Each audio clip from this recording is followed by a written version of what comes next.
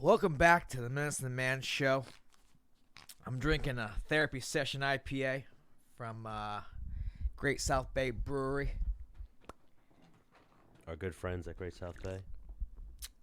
The Menace and the Man Show is back in the G Fuel. We're back at G Fuel headquarters.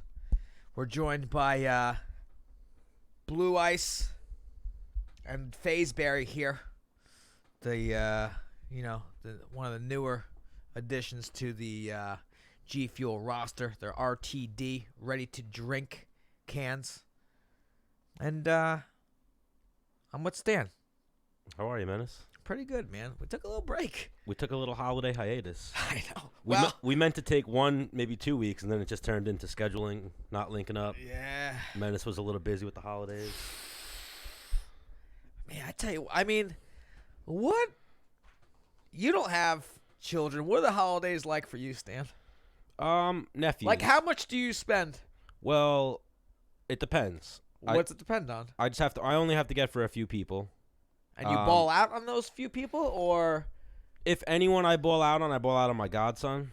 Like, he'll get 2 or 3 gifts. What about your mom? Are you a mama's boy? It depends. If you ask her, yeah. But no, not really. I guess. My parents usually I'll get, like, lotto tickets or a gift card. Lotto tickets? Like, how much money in lotto tickets? $100. All right, that's a lot. Yeah, like, I get them a lot. My mom actually won, so my mom won a good amount of money. So she's up? She's up. Wow. Yeah. So your gift went from 100 to... I believe she won... 400? I don't know. I don't know. I know she won 90 on one of them, and they weren't all losers. So, I don't know the math. I'd have to ask her the exact particulars. And then my nephew, he's my other nephews are 7 and 3, so they were like action figures and which is awesome. A board game. Do you remember like when you were younger and you would ask for action figures and you're like, you would only get like what, maybe 3, and you're like, holy shit! No, I was spoiled. Dad hooked it up. I got 3. Well, but now I'm older. I look at the price. I'm like, each action figure's like $12. I'm like, you were the middle child, right? Yeah. So how was that? AB was giving you guys all the same, or? So my older brother Dean's 5 years older than me, and he was in his own category. Really? Then me and Jay were 2.5 years apart. We were in the same category. So me and Jay we would get like shit like twins. We would get the same exact outfit, but in different colors. Like, oh, sick. Like a different size. I hated that. Like exactly. Like I was gonna say, when you guys were like, "Oh, sick," it was like, "Yeah, sick." We got the same outfit. Well, the thing is like I said, Dean was in his own category. So it wasn't like when Dean was getting things, I was getting them, or when Dean was able to do things, I was able to do them. But for Jay, when I got things or was able to do things, Jay was allowed to too. So he got like a 2-year advance and was doing things that I had to wait to do. Yeah. Like, you fucker. Yeah, but that's how it is. I have, like, there was the 3 Bermudez boys. I have the 3 Scalise boys are my nephews. My sister, on December 13th, Dennis Bermudez Day. Yep, great day. My sister had her daughter. Yeah, she's going to be a great, she's probably going to be a supermodel or something. Yeah, she's a winner right off the bat. She's probably going to be like Oprah. The white Oprah? Yeah. The white Oprah? Yeah. And what do you think my sister and brother-in-law named her? Denise. No, oh man, why didn't I come up with that one? That's what they should have named her. They had like all these stupid names in play. You know how? Is it Scarlett? No, but that was like, I think that was almost my name if I was a girl. Scarlett. My mom wanted to name me Scarlett, but they had like Madison, Sutton, Meadow. Like these are the names they were playing with. Okay. And then they settled on Winter. There's a song about like a girl named Winter. Yeah. Yes, someone came over around the holidays and played this song, and we were all like, "Oh shit, there's a song about a girl named Winter." So I guess people name their kid Winter. I don't know. Winter. Did it have anything to do with? Well, the thing is like technically, December 13th is not winter. When's winter start? December 21st. Really? Yeah. Okay, so that's I got to throw some shade at them for that. Yeah, like your name should actually be Autumn. Is that what you guys were? Is it autumn? Fall. Fall is autumn. Fall is autumn. Yeah. Man, it's Bermudez with the big brain over here. So yeah, we haven't had an episode. I actually just learned that this year. Really? Yeah. Actually, like, Why'd you just throw shade on yourself? You should have been like, well, yeah, I'm being honest. known that my whole life. I'm being honest. I learned that, like, I don't know, probably like a week before my birthday, before Dennis Bermudez Day, the third Dennis Bermudez Day. And we just passed Dennis Bermudez Day. We haven't had a show since Dennis Bermudez Day. I know. I mean, do you think we haven't had a show? I did really good. With what? Dennis Bermudez Day. I thought it was going to be, like, just a slop fest for me. Oh, you're saying drinking wise? Yeah. Really Well, good. no, I was at work, and they're like, they noticed I was drinking an obscene amount of water. I'm like, listen, man, I'm pre-gaming. You pre-gamed hard with water for Yeah. Dennis Bermudez Day. Yeah. And then, just the shots started flowing. You know who was the MVP, if you will, of Dennis Bermudez Day? Is your boy Anthony. Oh, wow. Yeah. Anthony Fedor. Drinking-wise. Like, he was just tossing him back. And then... Like, I showed up, and he was like, shots! And he had already finished, like, yeah, you 3 showed up. shots. You showed up at, like, the time when shit was going up for Anthony. Like, he was on the roller coaster going up. And he was like, who needs a round of shots? We did a round of shots. And he was like, let's do another round of shots. And then we did that round of shots. Then you walked in. Then he was like, let's do another round of shots. Yeah. And then by the end of the night, he was sitting on the So wall. Anthony is one of the guys I work with at work. And, I got there, and I was just like, you're headed there, huh, bud? It's 7 o'clock, and you're going to aerospace, huh? Yeah, he was going hard. Wow. Good for him. Yeah, he had a lot of fun. I think everyone had fun for Dennis Bermudez Day. Yeah, Jesse Jansen came. The Jesse Jansen. NCAA champion Jesse Jansen came all the way from Manhattan. He lives in Manhattan now. To Babylon, and I obviously had heard of Jesse Jansen. We had him on the show. He seemed like a super cool guy. I know he runs Beat the Streets.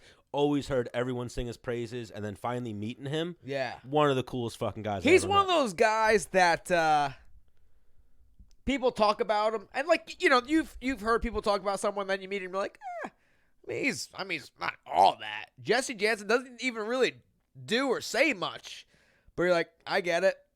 Yeah, 1,000,000%. As soon as he walks in, you're like, yeah, I get it. Yeah, 1,000,000%. 1,000,000%. Good looking dude. Yeah. Can hang out. He's very chill. He wears very professional. He dresses professional. Like he almost overdresses for a bar crawl. You know what I mean? Well, I mean, I think it was on a Friday. He was probably coming from work. That's just how he. No, I think that's just how he dresses. Yeah. He's just a well-dressed. Well, I mean, I don't think he was too. We've heard Ben Askren. A lot of high-level wrestlers knew who he was. The only one who didn't know who he was Mark Madsen. Mark Madsen thought he was a girl. You remember that? No. Oh, that's because the guy we had on right before the chin. Oh. We were like, Jesse Jansen. He was like, no, I never heard of her. And we were like, whoa. It was actually the studliest fucking man you'll ever meet. Yeah. But. Wild. Yeah.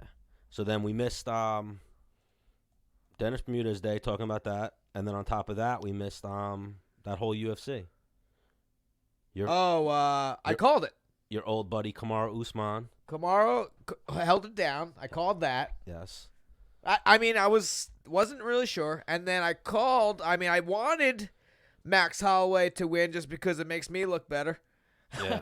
And Max is a really stand-up guy. I think he's good for the sport. He's good for, but hang on. I don't think it's over between those two. No. I think Max can do some homework and come back, and it could be a totally different fight. Like even we've seen now, who did Volkanovski beat? Did Volkanovski beat Jimmy Rivera? I forget. No, it was 2 different weight classes.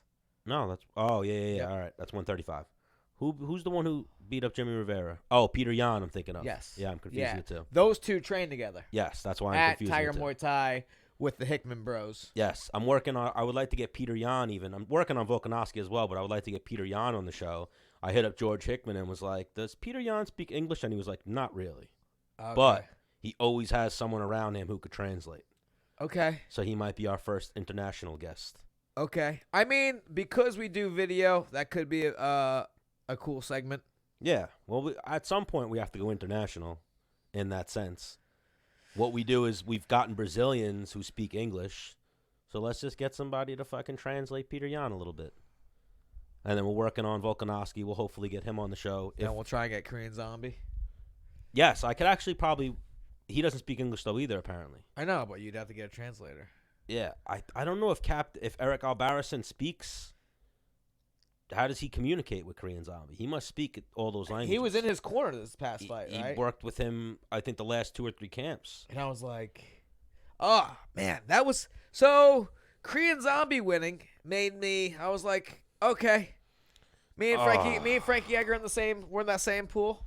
Oh, that was a tough one to watch. Well, no, because Frankie Edgar is a legend. Yeah, that was a tough one to watch if you're a Frankie Edgar fan. He was getting pummeled around the cage.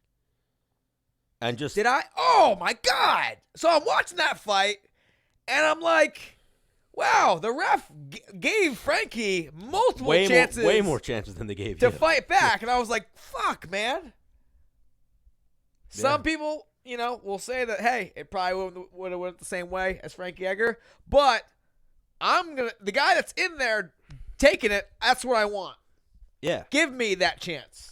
Well, even that. I mean, Usman was in trouble. I mean, not Usman. Covington was in trouble. Usman had him in trouble in that fight.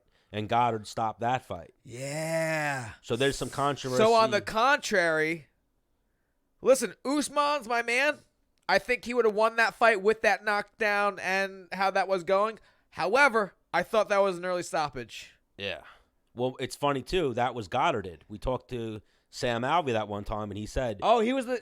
Marc Goddard was the referee. Ooh. And I've seen a few fights with that, but then I've also seen 1 or 2 times where Marc Goddard let the fight go a little bit. I think what happens sometimes with refs is they let it go too far one time, and they get fucking crushed, and they're like, okay, I'll never let that happen again. Yeah. That's probably what happened. He probably let a fight go too far where they're like, you son of a bitch! Who was the referee in Korean Zombie versus Frankie Edgar? Was it Herb Dean? I feel like it might have been Goddard. I can't spell referee right now. Referee. But man, it was a heartbreaking fight now, to see as a hang Frankie on. Edgar So, fan. I love Frankie Edgar. I'm playing compare and contrast just because I look up to the guy. But I was doing better against Korean Zombie before I got caught than Frankie Edgar was before he got caught. Yeah. You had Zombie, you turned Zombie into the Zombie. Yeah. Like you put him on Zombie mode by rocking him with a right hand. But yeah, I think I 100% watching that fight, I was like, man, they definitely gave Edgar that little bit more slack. What do you think is next for Frankie Edgar? He's 39? Is he that old? It's unfortunate. Is he? I think so, dude. Yeah, No. yeah. Herb Dean. No, it wasn't Herb Dean. Who the fuck was it? That's just a replay of that. How old is Frankie? 37? Let me see. He's up there. I know that. I want to say 36. He could be, which, I mean... But he, at that weight class, that's kind of old. Ooh, 38. So he's old. 38. And even before this, like, he took the Korean Zombie fight on short notice. He was about to fight Cody or Corey Sandhagen at 135 in January, and he jumped. Oh, right. He backed out of that fight and jumped a month ahead to fight Korean Zombie, which is a tough fight. Like, which I was hype about, man. I was like, I think Frankie could do it. Yeah. But I think once the fight started, too, and you saw how big Zombie was, it almost seemed like just the size. And I felt Korean Zombie's he's got pretty good takedown defense. Because I remember watching Frankie shoot, and Korean Zombie's kind of just shrugging him off, kind of like he did to me, where I came up kind of striking, which is what Frankie does, you know? Yeah. And then I remember watching that fight, like, man, you got to hit a penetration step to take down Korean Zombie. To get him into real wrestling. You know what I'm saying? When you just fucking level change and try to grab a kind of running single, like, you don't have to know too much. You just got to kind of... 1,000,000,000%. Marc Goddard was the referee in Frankie Edgar versus Korean Zombie. So he went from stopping the Usman-Covington fight a little bit too early to then being like, you know what, Frankie? Just die in here. I'm going to let you get fucked up. Yeah. Hang on. I think... Well, no, because the thing is I think you have to take into account, as a referee, the fighter you're refereeing for. Absolutely. You know what I'm saying? Like, absolutely. There are guys that get hit and never come back. And like, okay, when this guy gets hit, man, I might jump in a little early. Then there's guys like me and Frankie that get fucking clipped and they should be dead and come back and find a way to even win. Yeah. Not just like survive the round, but win. So the referee right there might have had like the Gray Maynard fight in mind. Probably. Probably like, 1,000,000%. Yeah. This guy has almost died twice by the hands of Gray Maynard in the first round and came back to draw At a higher weight class. get a draw and win one of the fights. Yeah. But Zombie's a big. You've been in there with him. He seems like he's a big dude. He definitely seemed bigger than you. He was way bigger than Frankie Edgar. Taller, longer. Yeah. Taller, longer, but dude. That's everyone at 145. Yeah, every single. But like, it's. I think I was wearing shorts. I wasn't wearing spandex in that one. When I wear spandex, you're like, damn, Bermuda's got some quadzills. That's where my weight comes, is like my quads and my core. Yeah. And then I'm sitting there next to people with these like fucking sick V's, like, you know, broad shoulders with big backs and big chests and fucking big biceps. I'm like, how are we the same weight class? I guess I have bigger organs. Yeah. Well, we always use Aljamain as one of those examples. Yeah. Like he's taller and he's fucking jacked, but. How much you bench, bro? You probably squat more than Aljamain. I don't know. He might be even weird. Or you think he's even freaky like that? Like I don't know. Crazy strong joints. I don't know. Well, we'll have to ask. Well, him. I'm like good in here. Like when I grab someone and use my body to like. I'm yet to grab a man within, I would say, 20 pounds of me that I'm just like, man. This guy's stronger than like, me. No. I felt stronger, but like where I've just been like, ugh. Like, holy, like, you've like, for example, like, Big Fat Disgusting Pete. Like, if he grabs you and really tries to move you, there's nothing you could do about it. Yeah. Big Pete. You know how people, like, cross-face you to stop a takedown? Now, I've grabbed guys within 20 pounds of me and been like, yep, I'm doing this. Doesn't matter what. Do you know how you cross-face someone to stop a takedown? Right. Big Feet cross-faced me once, and he put my tooth through my lip. With like, and I'm like, yo, I've been cross-faced 1,000 times, 1,000,000 times, and you just did it, and you put my tooth through my lip. Did you have a mouthpiece in? No. Well, then you deserved it. No, actually, I did. It was my bottom. My bottom. Put it through my bottom. Oh. So, yeah, it was just a weird circumstance. And Big Pete being a gorilla. Big Fat Disgusting Pete was a trainer at Long Island Strength and Performance, which is located inside Long Island MMA. He made a cameo appearance at Dennis Bermudez Day. Yep, he came. He came to Dennis Bermudez Day. He also does shamans. He's a shaman. Yes, we want to get him in studio, see if we can contact some ghosts one day. Yeah, that'd be really cool. I'm into it. I mean, that's what he does. That's what a shaman is, right? Yeah. So we were talking about Frankie Edgar. I'm sitting here looking at the screen. Ryan Hall calls out Jose Aldo and Frankie Edgar. Yeah, I don't get that one. Your boy, Ryan Hall. Fuck that guy. Now, what was that? Supposedly, he called me out, too. Yeah. Even though I called him out 3 times, and he said no. Yeah, he just wouldn't agree to And then when he got the chance, he got to win. Bermudez is ducking me. Like, no. Who else did he put? Ricardo Lamas is ducking me. I doubt it. But the reason why nobody would potentially want to fight you because you're a fucking boring fighter. Yeah. That's what it is. I can You see are a that. one-trick pony, but he's a goddamn Jedi with it. So it's a weird. He's a little and his other skills are not like sound well-roundedness, but they're unorthodox well-roundedness. You know what I mean? Like he's got some tricky striking, but it's almost like when you're trying to not let him ashigari or roll into a leg lock is when he'll land. I think head Ryan kick or Hall something. versus Aldo is an easier fight for Aldo than it is for Frankie Edgar. I think Aldo's probably better with the leg locks. Yeah, I don't think. Well, Not better than Ryan Hall, right. better than Edgar. I think, yeah. I just think he would have better defense and recognize things quicker than Edgar. And with Ryan Hall, it's, 1 second too late when you recognize it that, oh, you're fucked.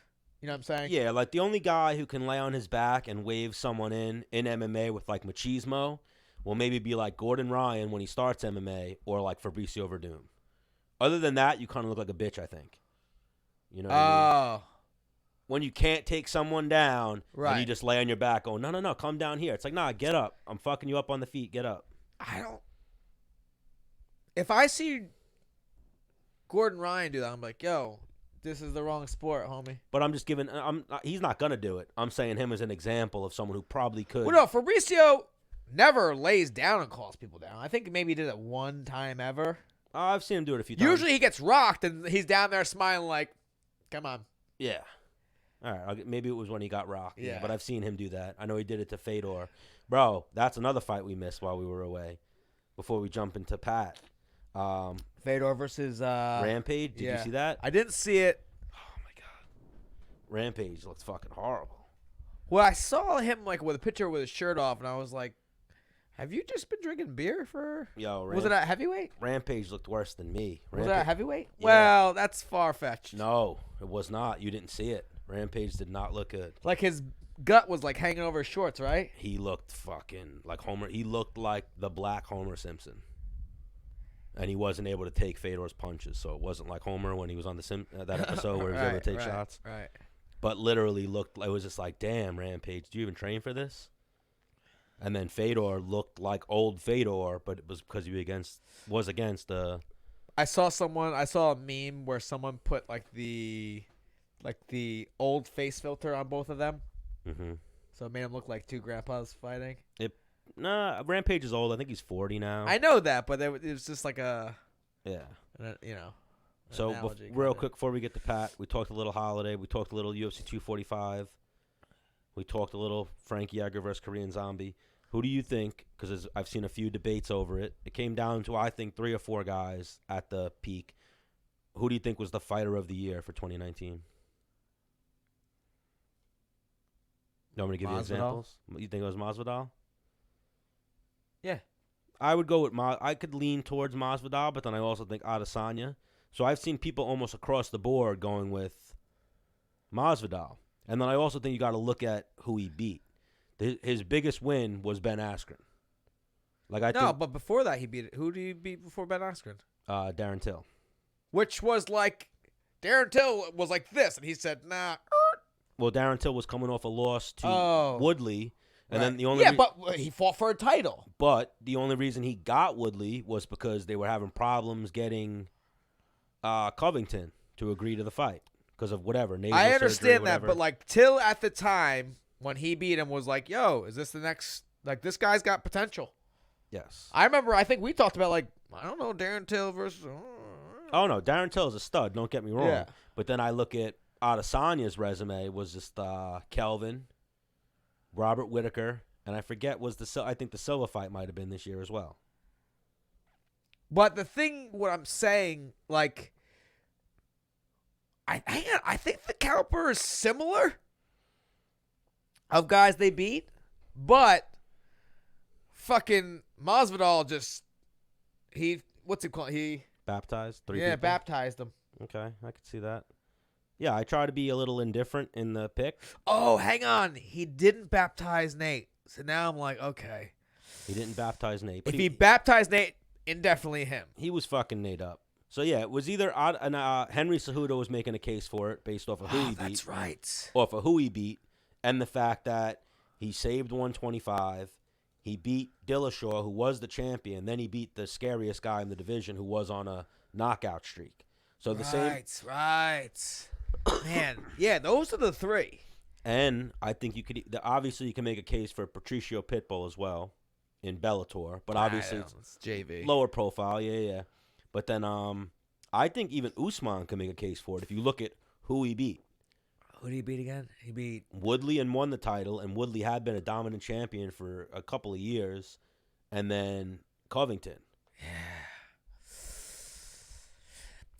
I'm actually gonna retract my statement and go Cejudo. Yep. Okay. Because the better athletes in the world at the upper weight classes don't fight. Mm-hmm. The lower weight guys, the best athletes in the world at those weights, probably fight, do fucking gymnastics, do jiu-jitsu, You're saying at the fight, or wrestle. You're saying at the higher weight classes? No, the lower weight classes. Because the lower, like a 125, a 135, 145 pound guy can't go, you know what? I'm going to go play in the NBA. I'm going to go be an NFL player. You just can't. I don't care how much of a freak you are, you can't. At those weights, it's impossible. So you're saying there might be better athletes out there that are doing other things. Right. They don't fight. Whereas Cejudo, you think, fought the two best fighters No, legitimately. Not fighters, maybe athletes in the world. At his weight class. Yes. Okay. It's a tough pick. Like, obviously, like I said. Hang on. He beat DJ. The consent, that was the end of 2018. I don't care. I know. That DJ might have been the pound for pound. I know they didn't give it to him, but in my opinion, he might be the pound for pound best fighter. So, Masvidal, Adesanya, Cejudo, Usman. You're going Cejudo. Yep. I want to say Masvidal, but It's then, like tough I said, because it's tough because then when you look at no, like the it's actual... tough. Here's why you say Masvidal. Like, he's got this like this coolness about him that you're just like, man, I fucking like that guy, and he's a fucking killer, and he's badass. Like and what he said. The so it's it's the 5-second KO of one of the best welterweights of all time in Ben Askren. Right. Whereas like, you know, Cejudo's like cringiness. You might be like, maybe you think he's a nerd. Maybe you think he's trying too hard. Maybe I love what he does. I agree, but I'm just saying for the general population, that may take away from. Yes, he wins, but like, man, he weighs 125 pounds and he's knocking motherfuckers out. Did you see the one video he did where he called? Now he wants to fight Aldo next. He wants to skip Peter Yan, He did want to fight Dominic Cruz. Apparently that's not happening. Then Aldo had the fight with Marias. He lost. I thought he won. Very close fight. I thought he won too. But then he made a video where he was like pretty much doing what Kobe does. He was sitting with like a couple of hot chicks. They were like fanning him at the pool. He had the sunglasses on. He like took the sunglasses off, cut a promo, and was like, Jose Aldo, I want to fight you, blah, blah, blah. Then he put the sunglasses back on, and your movie fucking sucked. And then he dove into the pool.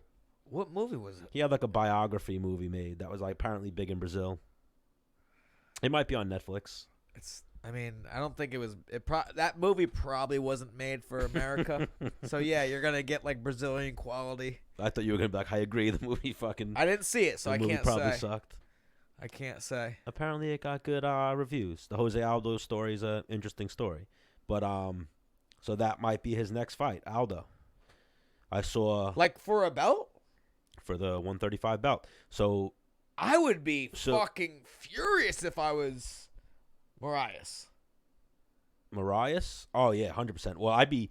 Marias has a case. Aljo has a case. Yeah, but Marias would that'd be an instant rematch though, right? He hasn't fought since then. Who? Cejudo? No, he hasn't fought since Marias. But Marias has fought Aldo. Yeah. Okay. Which could, hey. And then obviously they're all going back and forth. I can't remember the exact quotes, but Aljamain, Peter Yan, and Cejudo. And then Cejudo wrote, hey, Aljamain, since you're so in love with me, or so in love, he said something like that. Like, why don't you fight Peter Yan, and then you two could decide who gets to bend the knee next. And then Aljamain wrote something back to him, and then Peter Yan wrote what something exactly back. did he write? This is a show where people need this information. You can't, that's like, hey, people fought, something happened. Yeah. That's pretty much what you're saying, right? You can't do that. Well, I'm saying they were going back and forth. Like, yo, Stan, this girl was talking about you. What'd she say? She said, something. What the fuck? What the fuck did she say? Right. That's what you're doing to the audience right now. Well, I gave you what Cejudo said. He said you two should fight each other. I get that, but what, Aljamain said something along the lines of, let's see. Said something along the lines of like, nah, I want to fight you. Funk got next. Like, something like that. Let me find it. That's weak. No, I definitely know. Oh, he wrote, hey, UFC, can you guys help me out with this recertification thing? Because he hasn't gotten a blue check yet. And he wrote, I need to make sure Henry Cejudo is getting the message from the new messenger in town. Thanks in advance. Hang on. Aljamain doesn't have a blue check? No. How And what Cejudo wrote is, since you and that ugly Russian are so obsessed with me, why don't you guys have a makeout session and the winner has the honor to bend the knee to Triple C. P.S. Stop licking those ashy lips, Playboy. Jose Aldo is next. Bend the knee. And then let me find what Peter Yan. Hang on. I like the bend the knee. I love the bend the knee. I think I enjoy what him and Colby do. Like, I think it's fun. He's getting better. Even that they're both, like, people leading up to UFC 245, people were like, I don't know why Colby outed himself and told people it was a gimmick. I love that he did that and was like, listen, you guys really aren't getting this. Like, this is all fake. Like, I'm fucking with you. Oh, I get it. Most people don't. Most people buy into, like, the rhetoric and are like, no, he's a fucking idiot. Like, one of the funniest things I saw, too, is, and people the thing is, exactly what you're saying. Here's why probably he was like, hey, man, this is just a joke. Because he probably gets, like, death threats and shit like that. It's probably just, not that he's scared. It's just annoying. I'm sure he definitely gets death threats, but he kept doing it. But then one of the funniest things, he was reading, like, Donald Trump Jr.'s book, and, like, at every press conference, he would open it up to, like, the first page. So it's almost like if you read through that, you're like, bro, are you even reading the fucking book? Like, you're on the third page still? You know what I mean? All right. And that's, like, a funny fucking thing. Like, he would open the book halfway and start reading, and then he'd put it down, say something, then he'd open the book up to, like, the first page. And then people would start yelling, like, you know, stupid shit. Like, you fucking idiot, you're supposed to read the other way, you know, like, just dumb shit. I like that shit. And, yeah, I love the bend the knee. I think it's fucking funny. They're obviously... Bend the knee, and then he rhymes stuff with, you know, with Triple C. Bend the knee, Triple C. It's a good little catchphrase. Yes. And Peter Yan comes back at him with, like, no, I'll fuck you up. I will kill you. Like, let's fight. Let's fight to the death. Which is very organic. Yes. Aljamain comes back at him with some funny quips. Like, he calls him Henry Cejudo. And calls him, like, you know, funny little things like that. And then Aljamain always comes back with things. He always, he has, like, a hashtag going, like, Funk got next, shit like that. So he's out there making noise, but it looks like he's going to get cut. They'll cut in line. UFC, I was like, whoa, no chance. No. Cut in line. UFC's going to do something else with it, it looks like. All right, let's get Patty Wax on. Well, here, what was your most memorable moment of 2019? I don't know. I was, like, drunk all the time. No.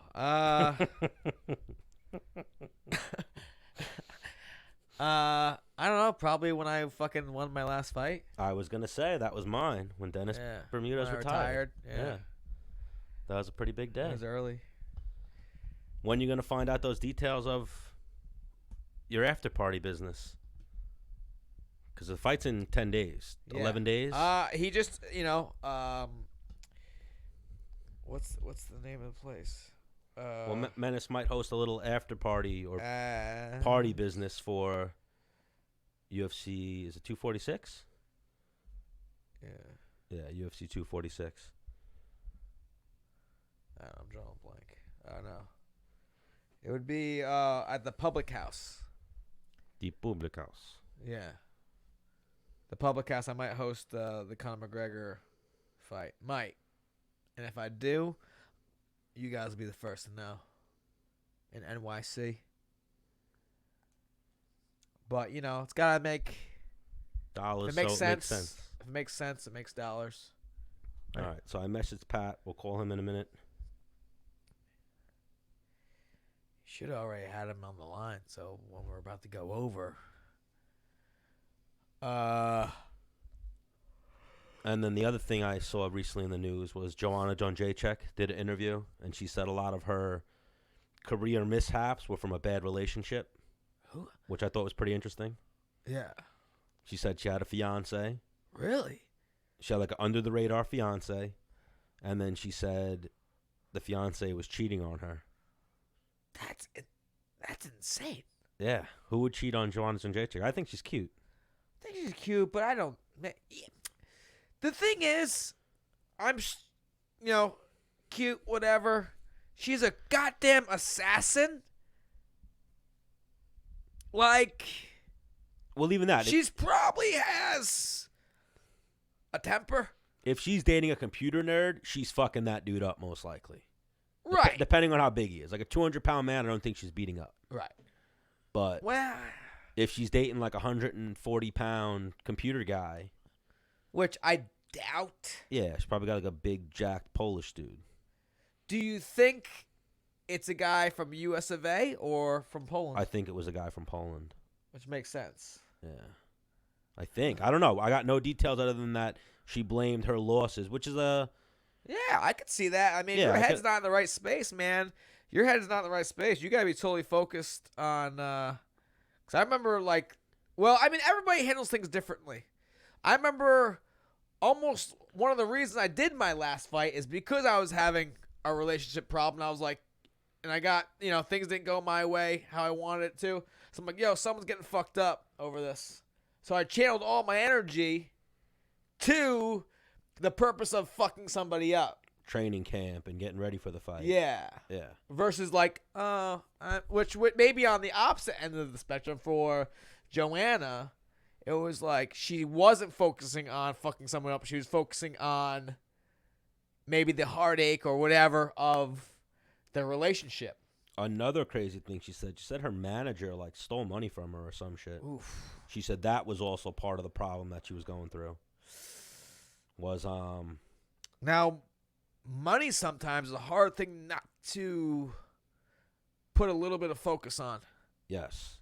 Especially at her level. I'm sure she's dealing in the hundreds of thousands, if not millions. Yeah. Because she's the... Who's a bigger female fighter than her? Maybe Amanda Nunes? I feel like there was a moment, though, where Joanna was... Yes. Post-Ronda Rousey. Yes. The girl. Yes. Yeah. Yeah, I agree with that. Crazy. And then definitely the girl at that weight class. Even still, Karate Hotties probably for... Well, once Rose beat her, then I think Rose kind of took it over. Oh, that's right. But now, even like Rose being kind of reclusive from the game, I feel like Joanna just slid right back in. For sure. Yeah, a win over the other girl, Karate Hottie, slides her right back in. Right. So until what's-her-name comes back, it's Joanna as far as that goes. People are telling me that this Asian chick is going to crush Joanna. I'm like, I don't see it. I think Joanna's going to have to stay on the outside and pick her apart. But if they go like punch for punch, I think that Asian chick is fucking brolic. She's super fucking fast, too. Very fast, and she just looks like where I guess Joanna's a little taller and lankier. This girl's just not short and stocky like Jessica Andrade, but just she's brolic. She's a very muscular, deceivingly muscular female. For 125. Yes. Jack. Wild. So do we just call Pat? Because he hasn't texted me back yet. Sure. What if he's in the middle of like J&O or something? Then maybe we get to see his size, dude. Poof. He's a big dude. Yeah, he got a hog on him. I'd imagine. Yeah. All right, so. But Joanna, if you're looking for somebody, call me. Give her your number, Stan. All right, my number is 516. No, I'm not giving my number. I'll. You think so many people are going to call your number? You think? No, but even if one person calls it, that'd be annoying enough, no? I used to prank people. If they call it one time? Maybe. I mean, there's so much technology now, though. When we... Oh, shit. Kush text me back. Oh, look at that. What did he text you back? Lose my number.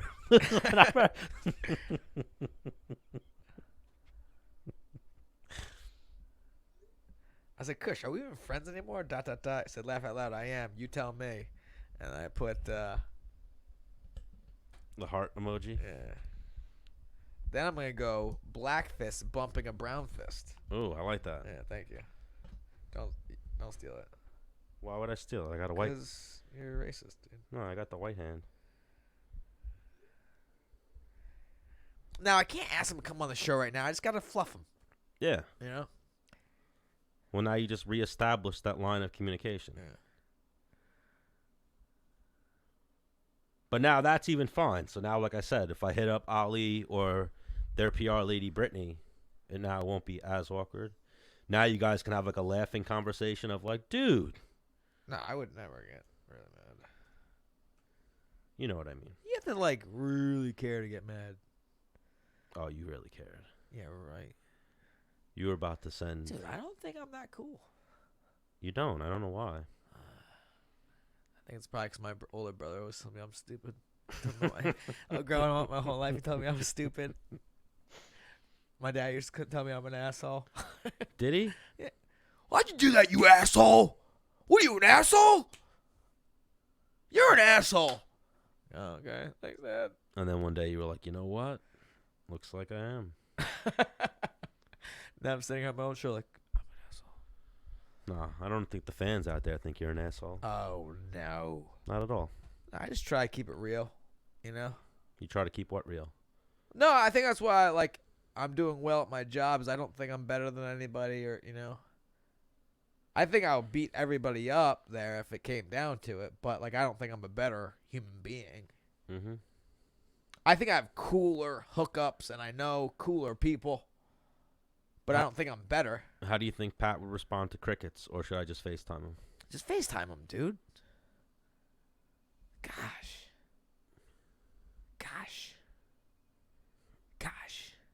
Let's see if we got him. Is it connecting? Yeah, it's ringing. Oh, dude, I went snowboarding for the first time. First time ever? Yeah. I saw that. Yeah. And fucking, I fell. And I like. Did you get injured? I thought I did I fell and fucking did like a fucking yard sale, but I stayed in my snowboard, you know? And like as I was like slowing down on my butt down the fucking mountain, my wrist was doing this. I was like, oh, if I didn't break my wrist.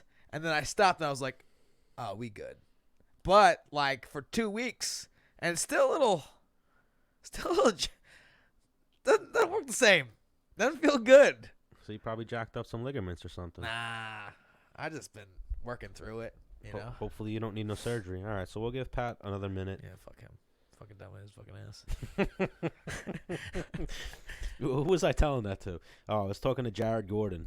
I asked him to hook us up with CM Punk or Paul Felder, and he's like, all right. And he's like, you don't think Menace can get in touch with Paul Felder? I was like, Menace has this thing where if he hits you up once and he doesn't care what's going on, if you don't respond to that one thing, he's like, fuck that guy. Yeah, fuck that guy. Did I ever reach out to Paul Felder? No, I don't think so. Good. No, I'm just kidding. Nah, we'll try and get the dragon on. The Irish. That's it, right? The Irish dragon. Yeah, he got a big fight. He's about to fight Dan Hooker. Ooh. Yeah, that's a good one. Who do you think wins that one?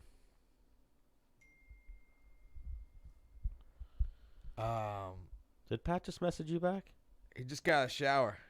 Oh, all right. So we'll give him a few. No, answer the call in your towel. Well, he wrote, yeah, bro, ready. Sorry. Gotta give the people what they want. Run it. Fucking send it!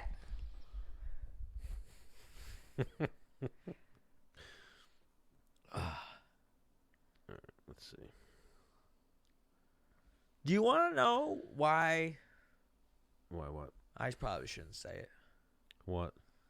No, it's dumb. Say it. What does it pertain to? Work. Ooh. Like why I'd get fired ever. Nope, let's keep that off the air. Well, no. It's just like at work, if you do anything inappropriate or say anything inappropriate, like if the wrong person hears it. Yeah, oh, definitely. Like, it could be, you could have a talking to, it could go bad. I'm like. Oh, 1,000,000%, I'm sure. I just feel like I say a lot of dumb things to people. Not at work, just in general. What kind of dumb things? Give us an example. I don't know. Like, Stan, let me see your size. You say this to your coworkers? No, I'm saying I don't say it at work. I'm just saying in general. Oh, you're saying it's just it could be one day at the wrong place to the wrong person per se. And Well, do you think that you'd ever say anything? I don't think we say anything too bad on this podcast. That you'd ever say something on the show that would affect your work? No, but I just hit you. That could be like grounds for like, hey, whoa, what are you doing? Keep your hands to yourself. Well, I could lie and be like, well, it was actually not here. It was up here. Right, exactly. Hang on, no, ready for this? Bro. This is how, like, in the corporate world, and I've heard about this through the grapevine of things happening. 100%, Like, yeah. hang on, I could do that to you. Somebody else can see me do it to you and say that it made them feel uncomfortable. 1,000,000%. Like, what? I saw something I today. wasn't fucking talking to you, Felicia. That guy, Andrew Cuomo, the governor or whatever the fuck he is of New York, they staged some, thing where he was pulling some guy out of a truck. Like, a guy had a flipped over truck. Right. And they were like, oh, Andrew Cuomo, come over here and help pull the guy out. So he, went over and was, grabbing the guy's leg here. And then as he helped him out, he, touched him right here. And I was like, whoa, if I was that guy, I would have immediately been like, yo, Andrew Cuomo, get the fuck away from my junk. I'm suing now. Or I've been triggered. I would have went in and been like, that was inappropriate. See, that's what's fucked up. Is No, that he's a creepy dude. It's different from you. You're not as creepy as Andrew Cuomo. Andrew Cuomo's hand slid up the guy's thigh to an awkward point. At least that's what I saw in the video. what? Hang on. You're the governor. Just sit down. I don't care. Like, if you were naked or in swim shorts or went up your fucking boxers and did that and stayed there, and looked you in the eye, it was just, it was probably just I think people overanalyze things too much, or they're like, hey, this really didn't affect me, but I can pretend it did, and I can make out on it. Yes, well, that's what I was kind of joking. I was. I know that, yeah. but greed is a real. I could dude, since I've been on last, I got fucking rear-ended real bad. Fucking Ooh. my wop smashed. I saw that one. I'm day. driving my truck. I'm talking to my lady. I'm driving Bluetooth, talking, both hands on the wheel. Okay, and I'm like, oh shit, I'm about to get fucking smashed because I was coming to a stop. I look in my rearview mirror. This car is not fucking stopping. And I tried to, last second just kind of steer off the road into, the middle shoulder. And whammo! Bitch hit me probably 40. I mean, not bitch. This nice lady hit me She was a bitch. at 40. I go flying into the middle, right? Wait, was she hot or was she old? What was the deal? She was 21 years old, home from college. Was she hot? Was she cute? Was she attractive? She was your speed, Stan. No, we've already been over this. You think my speed is No. 5 Stan. No, Stan. She was your speed. 5 to 9, you think is She my was speed. your speed. She had a little nose ring. I felt awful for her because here's why. I'll show you what happened to her car. Oh, yeah. I saw that. We'll show the people. Oh, you do that. Yeah. And then we'll jump right into Pat Cummins. This was her car. Which camera am I on? Go right to the Menace cam right there. That was her car. Destroyed. Wrecked. She hit me doing 40. And here's what happened to my truck. She probably blocked my license plate, whatever. That little dent. Yeah. But it tilted the whole bumper where the bumper went into the quarter panel on the other side, and it fucked up my hinge. But your boy is fixing it right now, right? Not yet. Mo over at Petrol Works? No, he's not on this job. Oh.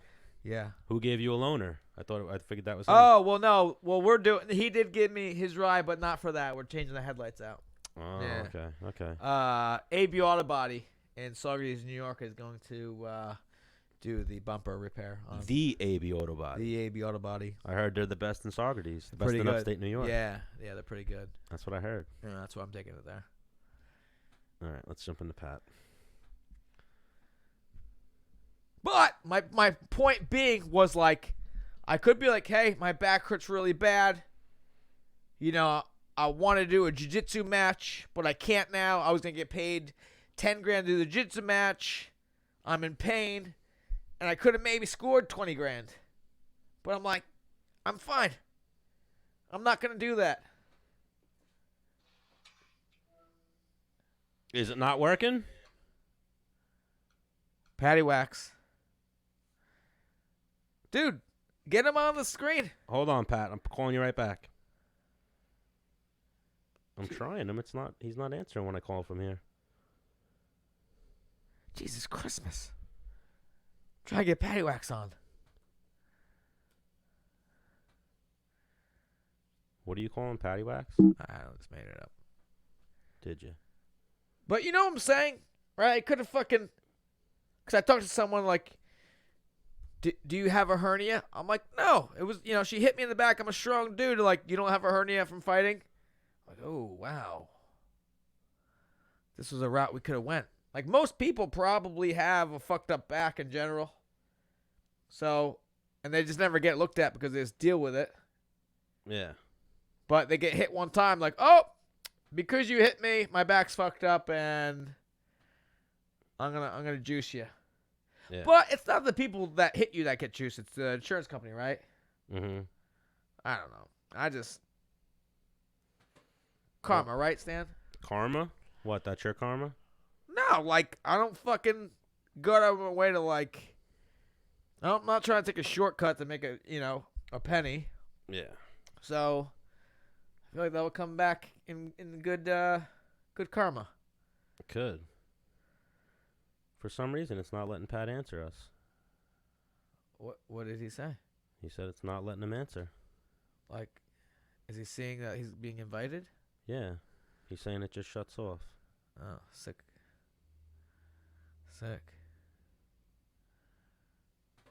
Man, why do we always have to have some type of bullshit? I mean, we being that I'm here and, like, I'm part of the show, but... Yes, precisely. But you are the techie here. Well, here, see if it goes on your phone.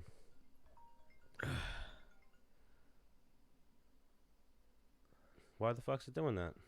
I don't know. I know nothing, Stan. Try me again? Yeah, but I don't know what the fuck it would do that Here we for. go. The dead point in the...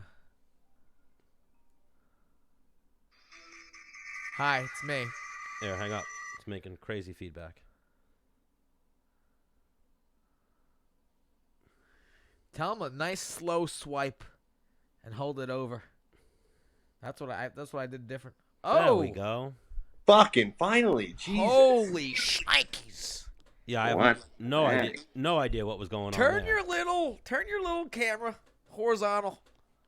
Hold on, I'm turning. If you want to see all this, I was trying to answer all the- yeah, look at that. Fuck this. Look at that. He's trying to cover his Not bad. Look at that.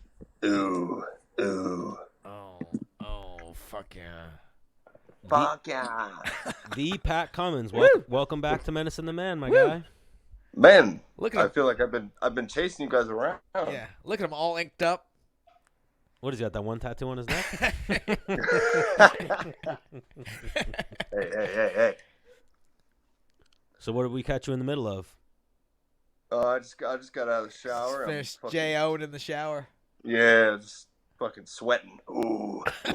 We actually called that. I was like, yo, should I call Pat now? And then Menace was like, yeah. I was like, what if he's jerking off? I want to give him a couple minutes at least and fucking... Yeah, let me bring some color back in my face. You know what I'm saying? Yeah. Wouldn't you be so colorful after a session? You're all red and whatnot. Yeah, Well, probably. you white folk. Yeah, well, when you're that pale, or you're pale like me, you don't get any blotchiness or any redness to you. You're just good to go. Wild. So where are you at right now, Pat?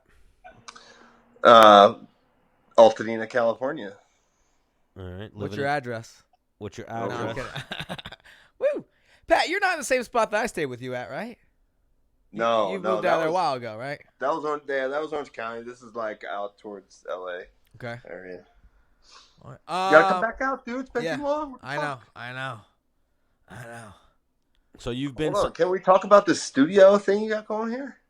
This studio? Yeah. Yeah. As our man Vinny the Chin would say, we got like a $3 million studio here. Yeah. I like the, whatever you got going in the back there. It's like some sound shit. You bet your ass it sound shit. Yeah. So when your voice comes through, it's just like whammo! Right in the computer. People don't miss a fucking beat. Nice. Dude, I saw you fucking mountain biking. Was it today or yesterday?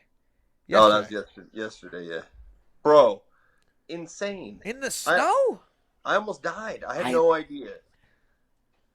I mean, I knew there was snow up there, but I did not know it was like a foot. What the? Because I remember when I was younger trying to ride my, like, oh my God, there's snow on the ground. Like, let me ride my bike. And like, I don't know, 5 minutes in, I'm like, this fucking sucks. Yeah. I mean, on the East Coast, I used to ride, like, if there was 2 inches of snow, you're pretty good. Like, that's about the max with, the skinny-ass tire bike. Yeah. But, dude. Downhill? You were going downhill action? Oh, I was sliding all over the place. Like, some of the stuff was, like, packed down a little bit, but then it got, like, insane. And just, like, there were trees falling down and, like, damn, a foot of snow. I was, like, crawling around the ground trying and, like, dragging my bike through these bushes. It was fucking terrible. Which is nuts because, like... It's L.A. Right, well, like, it's warm where you are right now, but it's snowing up in the mountains over there? Bro, it was 70 degrees. I was at the top of the mountain. It was 70 degrees. And I went over the backside.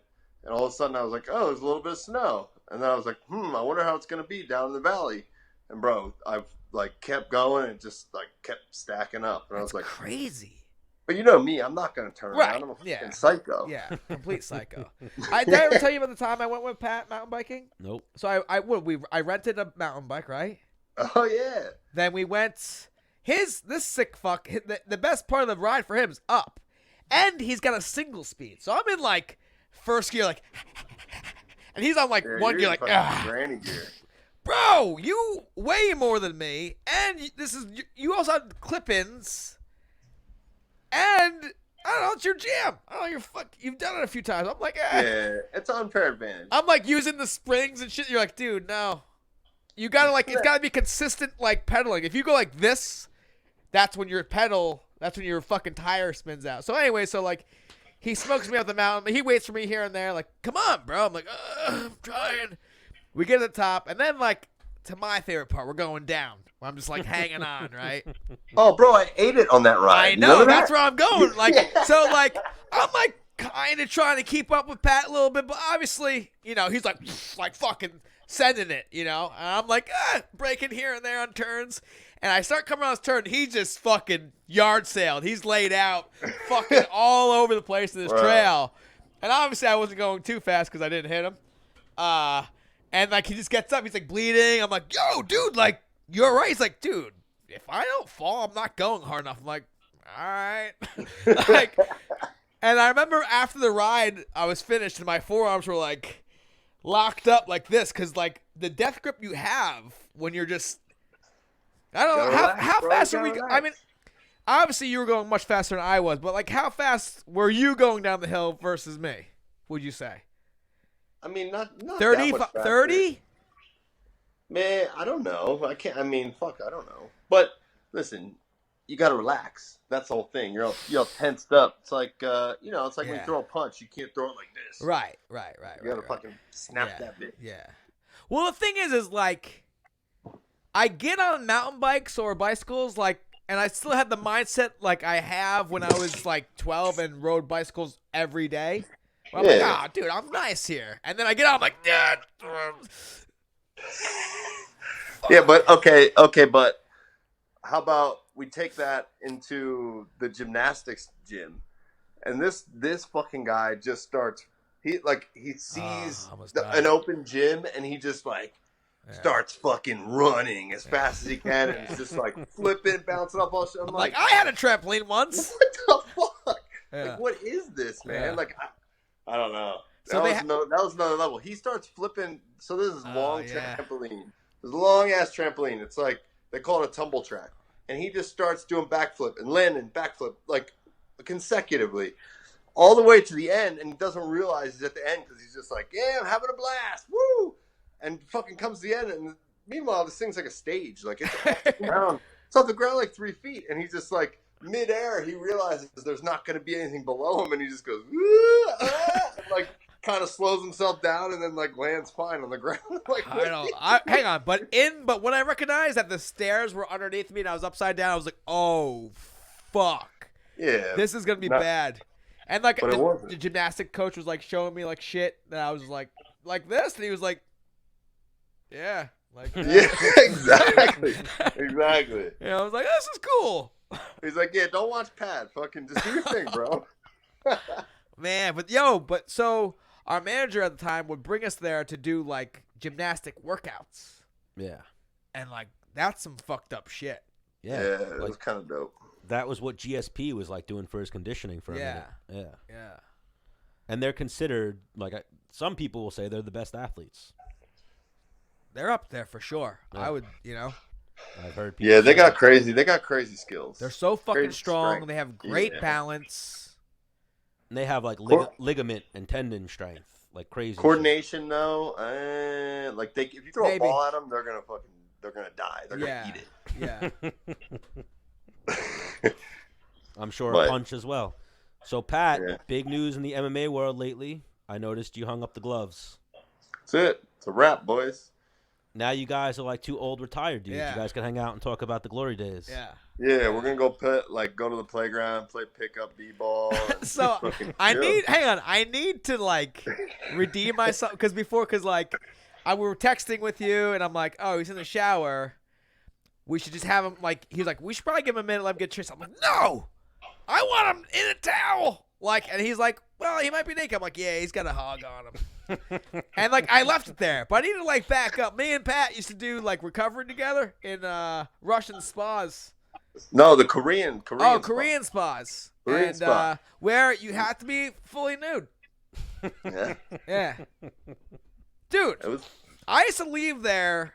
So what we do, I'm not slinging a ton of heat, right? So like when we're going in the cold plunge, and actually that's a move that Pat told me is you get the warmth. Yeah. You got to tuck that thing. Yeah, you tuck your junk and you hold it with your junk keeps your hands warm. You got to buffalo bill it. Yeah. But your whole body's freezing. So we would do 10 minutes in the cold plunge, then we'd go in the hot tub, which was like a crazy feeling. Like it would just your body would start being like pierced like with needles kind of. It was like in my head, I'm like, this doesn't feel awesome, but I know there's some like real like recovery going on here. Like something's out of my body and it's good for me.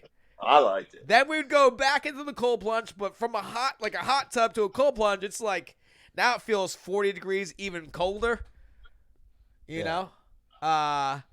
Then we'd go in the sauna for 10 minutes, back into the cold plunge for 10 minutes, and then we'd do like another probably a steam room for 10 minutes. So it's like 1 hour of fucking back and forth. But you leave there feeling like, oh, man. Well, you know what? I just trained. I trained in Vegas for my last fight, and I was at the PI. Yes. And they're super scientific over there. Yeah. And those guys were like 30 to 90 seconds when you're doing contrast, like warm to hot or warm to cold, is all you need. 30 to 90 seconds. And I was like, fuck, I used to do this for 10 minutes in the cold. Like, I just sit here and freeze my dick off. Yeah. And I was like, man, Dennis, we were fucking idiots. Man. We didn't have to do that shit. Yeah, but I would imagine there's probably like a little, like, that's all you need. But there's probably some signs where, like, what we did was good, too. Yeah, I don't know. At least for our mental. Because it was like, you'd be, like, in there sweating. You're like, all right. It's like, all right, cold plunge. You'd be like, man. Like, if anybody else was like, hey, I don't feel like doing this, you'd be like, yeah, I'm with you. That sounds good. We don't have to do this. But we're all like, fucking, like, yeah, let's do it. Psycho. Yeah, come on. Yeah. One more time. I won't quit if you, like, yeah, I'm not pussy. You're a pussy? What, you pussy? I'm going to go in. You're not going to go? Yeah. So, yeah, something I saw on your Instagram was I saw, Brendan Schaub talking about you and talking you up and whatnot. Menace has been telling me that for years about the gym legend of Pat Cummins. Oh, yeah. Yeah. You know what? It was, I mean, I appreciate hearing that stuff. Like, you know what I mean? Like, I was like, I texted Schaub afterwards, like, bro, thanks for the shout out. Like, that's cool, man. But you know what? At the same time, did he respond? Yeah, of course. Okay, just checking. But at the same time, man, it puts a little sadness in my heart. You know, it makes me feel like shit. Was I the gym guy? Never reached his potential in the when it counted. Well, nah, there's nothing wrong with being a gym legend, or at least being admired as a gym legend, and then you fought at the highest level. You know what I mean? Yeah. I mean, I'm sure I ran through some of the good rounds of my life in the gym. You know, I used them up, Oh, for sure. And even that, sparring Fabricio Verdum and guys like that, like that's a heavyweight. That's a big dude right there. Yeah. And those guys were not trying to just get work. Yeah. Like they were like, let's do simulation. Oh yeah. And then, they would get pissed because they'd be like, "Who's this motherfucker like throwing me around? Who's this white boy? Yeah. Who's this big white boy throwing me around? This pretty motherfucker." Yeah. Yeah. So now, in retirement, is that it? You're done? You walk away completely? Do you go into coaching a little bit? Are you ever going to pass any of the knowledge on? Man, I don't know. As of now, I'm like, later. You know, I don't want to stay in that at all. Like I just think in the last, like, at least last year, I was just kind of like, I think I'm just doing this for a paycheck. I don't really enjoy it like I used to, you know. And I don't know. It kind of burnt me, and I was just like, you know, I did this for way too long to not really be all the way there in it, and that's fucking dumb. Because you're in the UFC and dudes are fucking trying to kill you, and are killing you, and I don't know, man. I'm just kind of like, I'd rather ride my bike, lift some weights, fucking do my thing, you know. Because we had Ben Askren on, and you know he retired too, and I remember being like, damn, like when I saw he retired, like, and the reasons why he retired, I'm like, man, that really hit me close. Because I feel like I was in that same boat. Like, a title fight for me was so far away after being fucked 3-4 times in a row. I'm like, I'm not here for paychecks. Like, people say it all the time, like, oh, you're not in the UFC because you can't fight anymore. Like, they're fucking with me at the gym. I'm like, I'll win tomorrow. Like, I'm not, but the juice isn't worth a squeeze for that pay. Especially when it doesn't go your way. No. You got a split decision. No. You're like, really, dude? I just fucking didn't hang out with my kids for like a month. I fucking haven't eaten a carb since fucking, 3 weeks. 2003. Yeah. I haven't had a carb since 2003. There was like hot girls trying to hang out with me. Like, what? Like, then one fat fuck that's never fought in his life is going to say, you get half your purse. And then you look at the stats, you're like, really? This guy got one more takedown than me, but I outstruck him by fucking 70 punches, and his face is mangled, mine looks fine, and he wins. Like, it was hard, like the politics in it. I was like, man, I don't know. Yeah, but you know what? You never got stiffed by fucking Dana when it came to bonuses. That dude, like, he just was not about hooking me up. Yeah. I had at least 2 fights that were stupid, ridiculous. Like, I took a lot of barn burners, a lot of time off my life doing that shit. Yeah. And I was like, for sure, fight of the night right there. Yeah. Never. You know what it was for me is I would do a backflip after my wins. Yeah. I should. You know what? Like, I had the gymnastics training. I know. Dude, I remember my fight after, I forget, maybe it was against Matt Kreis. Yes. Dude, and I tried to do a backflip, and it almost didn't pan out good because I was so smoked. Bro, that was and then I made a decision, like, I'm only doing backflips if I get a finish. Because that means I have some juice to when it goes 15. Smart. Did you backflip after the last one? It went to decision, dude. So no backflip. No backflip. You were there. I know, but I don't remember if there was a backflip or not. Come on, how are you not gonna? I should have did the backflip with it being the last one. Yeah. But I remember being pretty tired too.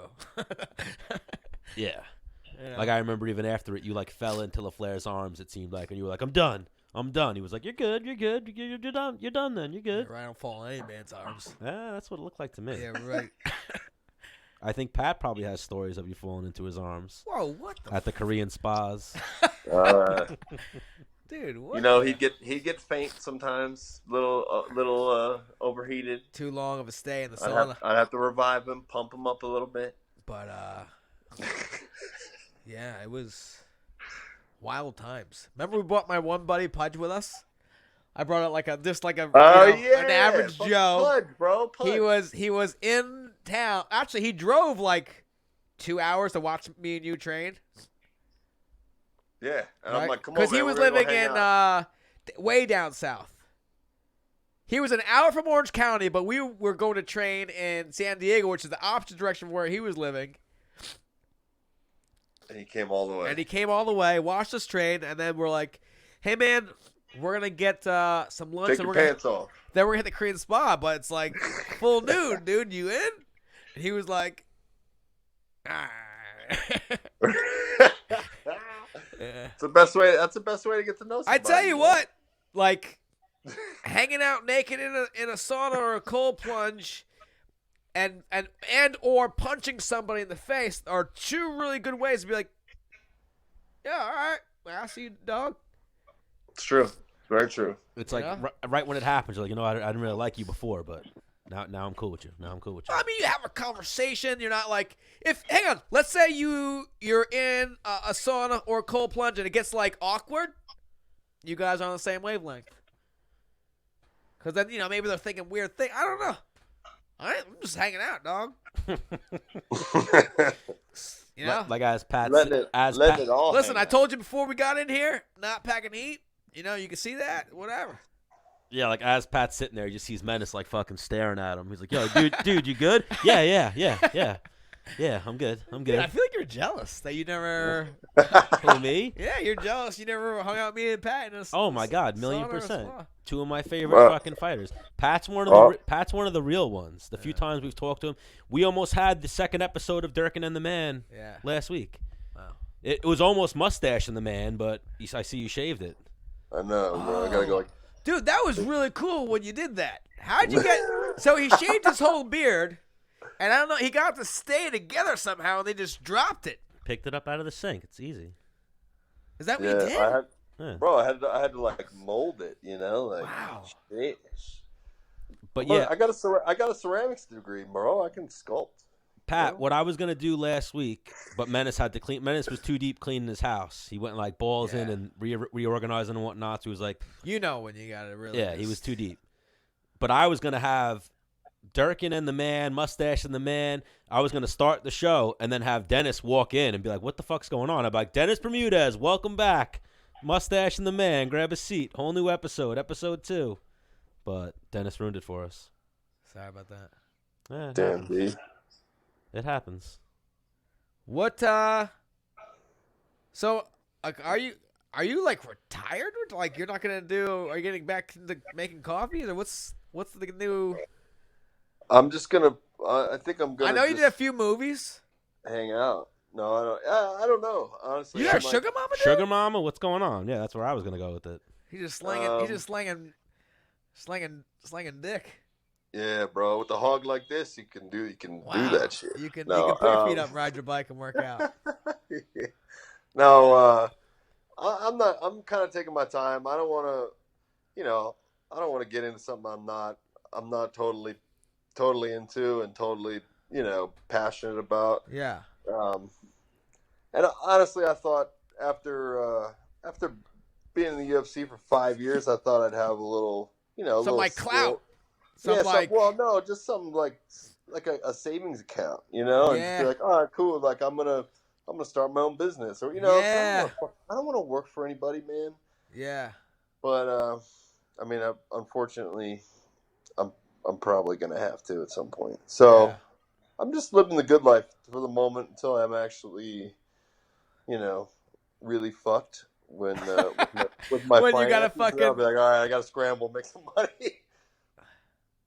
Well, as your wrestling credentials, a retired UFC fighter, you definitely have some avenues there you could possibly segue. Yeah, into he could do money. some private lessons and stuff like that, but that's like no, even gym ownership or teaching for other fighters and whatnot, getting percentage of their purse if they're successful fighters.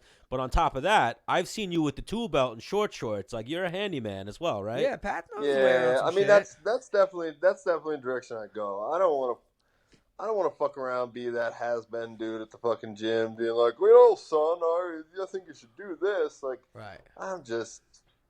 Listen, my coaches all through, every step of the way, I'm super grateful for them. And you know, those guys helped me a ton, and you know, it's tough. Like, I respect that, but at the same time, I don't want to be that guy. Because I'm too competitive. I don't know. Well, that's what it is too. You're too competitive because you're looking at it like the has-been guy. Other people would look at it like, oh shit, that's Pat Cummins. Yeah. Here's also what happened, and here's what I think happened with Uriah. Like, all right, guys, hanging it up. He owns a gym. He's in there. He's rolling around with the guys. He's like, I still got this. Hang on, I'm winning in here. Yeah. He's ranked like 12th. I just tapped him like twice. Or, you know, like, I still got it. Let me go. Let me take one more run. Yeah. You know what I'm saying? Is that why you stopped training? Why? Because you thought something like that might happen to you? No, I actually stopped training just because in the apprenticeship I'm in, if I get, like, hurt really bad, they could be like, all right, see ya. Or I might get held back, you know. Okay. I'm going to wait, like, I'm going to get 1 year in, and then maybe I'll start grappling and shit like that and fucking dudes up, you know. Do a little grappling. Yeah. Like, and, like, also, like, I'll check my pride a little bit. Like, we're like, you're the best. Like, let me see where I am with you. Like, nah, you're pretty good. I'm going to go with this guy over here and just get my reps in on him. Walk out here with 7 taps, feel good about myself. Yeah. You know? Very good. Well, Pat, I feel like what happened again, dude. You're underselling yourself a little bit. You're Pat fucking Cummins, bro. You could do a lot of things in this world. Yeah, but I don't want to do that shit. I don't want to do fighting shit. No, yeah, I'm saying even if it's outside of fighting shit, you got a lot of avenues you could possibly travel down. Listen, it's not to say that I don't have opportunities. I don't have things in the works. You know, I'm working. I'm doing a little bit in the cannabis biz. Okay. But I've never even smoked pot in my life, so I'm not. It's not. I can't really say that's my passion, but who knows? But it throws a couple dollars in your. Yeah. You never smoked either, right? No. All right, you guys got that in common as well. Yep. You know, I think in the end, Dennis and I are going to end up together. Yeah. We just have too much in common. We have, you know. Skinny. I know it gets him mad. I know how to, like, work around it. Like, you know. He'll be keep like him happy. A skinnier Danny DeVito, and you'll be the Arnold. Yeah. Dude, what the fuck? I said skinnier Danny DeVito. Better hair. Puerto Rican. A little shorter. Yeah. And he'll be. And you're like the less muscular. And he'll be the less muscular Arnold. Less hair. Less hair. Yeah. Less hair. Yeah. One less tooth. You know. Twins right there. Yeah. I see the sitcom right now. You just got to find the right. Ooh. Let's put this on Netflix. Yeah. What would be the title of that? Because if he's Durkin, would it be like? Would you go with Durkin or would you go Menace and Pat or something like that? We have to come up with something. It'd have to be like Durkin and Dennis or. So Pat, you've been I'm like envisioning. Remember my buddy when you were a kid? There was like this toy called My Buddy. Yeah. Yes. I'm seeing like a theme song very similar to that. Huh. Who's buddy though? Are you Menace's buddy or Menace is your buddy? I would walk around like a fucking dead doll, and he would fucking carry me. I'm like, and he'd think around like, yeah, Dennis. Well, Pat, you've been in the movies. You got the connections. I just thought of, remember when we used to do battles on the balance beam with those, like, I don't know what they were. They had fucking we were just like, gladiators, right? Yeah, we were kind of jousting on the balance beam. Man, we took it to the next level. So I was trying to, like, point fight him, and he was just like, ah! And I went flying off the fucking the balance beam, and then I was like, all right, let me try to be like stealthy and like some more aggressive, and just kind of same thing. And I was like, you know what, fuck this. I just rushed him. It was like, ah! And I still got fucking mollywopped. Like, all right. Well, that was like your hardest swipe, and him just going, right? What does he got? He's got 75 pounds. I don't on know. you, at least. He hit me solid one time, like right in the. I like went to the end of it. Like he was like in the middle. Yeah. Like at first we were both in the middle. And I was like, "Fuck this!" I would like. I went to the end of it. It was like. Actually, I think I went like suicide mission. Like I was like, I'm hitting him so fucking hard. But he just like ran and jumped at me. But there's no way I'm gonna be able to stay on this beam. Like obviously the game was whoever falls off loses. Right, but I was like, I'm gonna hit him so fucking hard. Did you win it all? No, it's not. But damn, he hit me hard. Yeah. But one time I think I still have those videos somewhere. I'll have to. Yeah, Really? I think I do too. I sweeped the leg on you one time. Yeah. And Where I almost my head almost cut back and hit the fucking. Yeah, I thought you were gonna lose some teeth. Kind of like the way you swept the leg on Menace's chick that one time. Yeah. We had a few drinks. We were out in Pennsylvania. She had it coming, bro. She had it coming. And she was like, "Oh my god, Pat!" He was like, on concrete. She like looked at me like, "Really?" I was like, "Shouldn't have came at him, dude." Yeah. You probably won't do Should've that better again, known right? better. Why did you do that to him? Hang on, since we've been here, you didn't see me come at him like that. Like, what makes you think you can? Yeah, I remember we talked about that a little bit. You see, we're on video now, Pat. We talked about that a little bit back in the day when we were just a podcast. Yeah. Oh, and I also I had my first ear candling at Pat's mother's house. Oh yeah, we're ear candling. Yep. Ear candle. What is that? You fucking put a goddamn. I don't know. Explain. I guess you could explain. Yeah, you put like some cone-shaped candle in your ear and let it burn out. And it's light like, on fire and like draws the fucking. the heat's supposed to pull shit. I don't know. This is weird hippie shit, But Pat's was disgusting. bro. Yeah. Hang on, dude. So we both have A little lower. Yeah, a little lower. We both have cauliflower. Obviously, you have one ear that's worse than the other, and like I feel like one ear, if I go in a Q-tip, I can always grab nasty yellow out of it, where the other ear like is like normal. And I feel like because of cauliflower ear, my ears maybe don't drain correctly on the one side. Yeah, you need the airflow. I was gonna say you're probably catching. So like, same thing. Does that happen to you, shit. or they're both just? So mine's not always yellow. It's always like black. Wow. Shit comes out because it's like I think dirt runs because I don't have any hair. Dirt just runs off my head and goes straight into my ear hole and it just Wow. stays in there. And every time I stick something in there, it's like, what the fuck? Are you one of those guys that uses a Q-tip after every shower? No. Yeah, because you're not supposed to. People do that. I'm like, you have Yeah. earwax in there. Like, there's a reason that's supposed to be there. Oh, you're not supposed to use a Not Q-tip after every shower? time. No, not every time. Yeah. I think I do it like once a week, maybe. Yeah, I try to stick to once a week. Yeah. Oh, I do after. And every shower. plus, when you do that, then you kind of like you build up to that one nice grab. Yeah. You know, you want that big Yeah, score. because like Yeah. earwax is kind of like putty. You know, you have like a little putty. If you have a big piece of putty, it can grab that little putty. Oh, I thought you were Or gonna Play-Doh. I thought you were gonna talk about playing with it. I was like, bro, No, please don't tell Play-Doh. me you're playing with earwax. No, Play-Doh. All right. But you know what I'm saying? If you have accumulation of something and it touches like a smaller piece, it like grabs it kind of. Yeah, it's like when you Like don't jerk water. off for a while. You have more. You get more out. Hey, save it up. That's wild. All right, so Pat, we're at this every week. Anytime you want to come on, let's Yeah. Oh man. share some more stories. We're always open to you jumping on with us. All right. Yeah, that's what happens.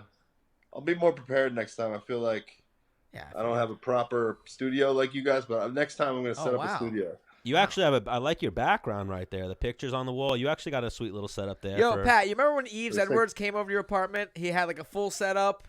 And Yeah. then we did a sick podcast. So we started a podcast, and then he hit us up like Yeah. a week later, like it didn't record. Yeah, like if the files got encrypted. Like, Yeah, I was like, oh fuck, man. Bro, we had an episode like that with Austin Vanderford. And then Is that a porn star? no, he's married to Paige Van Zandt. Oh yeah. I know Like that guy. rode out with him hard, and we got like 3 minutes of the audio. Lost the whole Ooh. fuck for like an hour. Broed out with him hard. Yeah, it was my fault, but it was also your fault in that you didn't want to do the episode at G Fuel. You wanted to do it at your house. So 75-25, we'll call it. Fuck off and take responsibility, Stan. That's all that is. All right, I'll take responsibility for it. Because we've done episodes in my house and they've been 100%. So This is true. All right, so 100 me. yeah. Now smack. Dennis, what's up with your real quick? What's up with your hair? Why does it look like you got a comb over? Because I do. Uh, Weird. What do you? I just feel like maybe your part is like too low or something. It looks funny. You look like that dude on Breaking Bad, the attorney, Saul. You look like Saul Goodman. How's that? I don't know, man. Well, I remember it was when I was me and you were on the same card. I think I cut my hair for the Clay Guida fight, and I was like, yeah, man, I want to look more like a fucking lawyer, like I'm a businessman. Said I had the long hair. Well, you had the long dreads. flop over, right? Yeah, and he fucking undid my dreadlock, my fucking cornrows. Wow, you guys are friends like that. Yeah. So we're like that. Yeah. So that's like you sat in between his legs. Yep. After a hard fought fight against Steven Seiler. He rested the hog on your shoulder and undid your dreads. Come here, Dennis. Come have a seat. Dude, I mean, listen, I had fought my heart out. I didn't have much energy to even, fight it. You laid your head on his thigh and were like, Pat, help me out here. Yeah. I'll send you the. I like that, though. I like that. I wish I had a friend like that. I don't got a friend like that. Yeah. We'll see what Touching happens. story. I wouldn't touch your fucking dirty hair. Oh, you would touch my hair. My hair is fabulous. My hair is actually really soft. Use a lot of You know conditioner. what? I really wanted to say you have fabulous hair. I do. Thank you, Pat. It's got good body, you know. Yeah, he's gonna It donate. He's looks very gonna soft. donate to charity. Yeah. Ooh, nice. Oh, And I then should have donated Then my he's gonna use that like in bars. Like I just got a haircut. I just I grew my hair down for the kids. I donated it. I'm like, oh my god, you're so like dreamy. Pat, you got to use what you got, right? Yeah, That's so selfless. You Yeah. got to use what you got. Yeah. Like You I know. I loved it, but someone needed more than me. So I just cut my hair off. I donated to kids. I do a podcast with Dennis Bermudez. I got like all these things going for me. So they're like, who's that? Who? who the fuck? The guy from Menudo? Who's Dennis Bermudez? Nobody knows. Never heard of him. If she does know, then I'm gonna be like, you're coming with me. Let's go. Oh yeah. You're a fight fan. You're coming with me. You're a diehard. But all right, Pat, you're the man. We appreciate the time. Yeah, I miss you. We'll be in yeah. touch. We'll make this a recurring segment. We got to come up with a name for it, down. and we're always down to talk with Pat Cummins. I'll get some good content for the next time around. I'll take some notes. Wow. Oh, Really? I like that. Really go back for it. We're gonna hold you to this because we got to start And getting. I'll come with visuals too. I'll bring some photos, videos. It's like this is when we were doing this. yeah, it'll be like a science fair. He puts it up to the camera. I like that. I like that. I'll have my makeshift. I mean, in shit all box, honesty, if we were like really pro, like you would send the pictures to us as you're talking about it. Stan would put it up on the screen. We're getting there. next level. Yeah, we're getting there. What I mean. We go slow through the levels. That One means, step at a hang time, on, that's guys. mean we'd have to like really talk about things at least 1 week out, which is kind of insane for me. Yeah. Like people are like, yo, you want to hang out tomorrow? I'm like, can you call me in the morning? Because I'm not really sure. Exactly. If I'm gonna feel like it, right? If I'm being honest, that's why I might be tired. Like, All right, Pat. I'm sure we could do this for hours. We're gonna jump into PJ Nestler now. oh, Oh, PJ's on. Yeah, PJ's he's coming next. on. He's next. PJ's coming up right after you. Yep. Hey, you know what? Real quick. I made some calls, to my homies when I was like, hey, I'm gonna retire. I'm gonna send some thank yous out to my people. PJ was one of them. Nice. He's my bro. Oh, I like that. I Is like mine that. still in the mail or? Yours is still in the mail, bro. It just keep watching the mailbox, all right? It'll be there. Every day I check. I don't see it.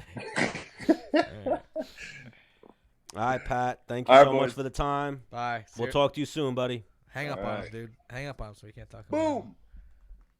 That's messed up. What? But you said hang up on him. Yeah, that was funny. He You thought thought it was funny? Yeah. I doubt he thought it was funny. I don't care what he thinks. So how do you know PJ Nestler? We never really got into that. So I'd go down and train with my manager and Pat was training with him. Oh, okay. So I was like, can I hop in on the session? He's like, yeah. So Pat was actually a good lead into PJ. Yep. I didn't realize that. Yep.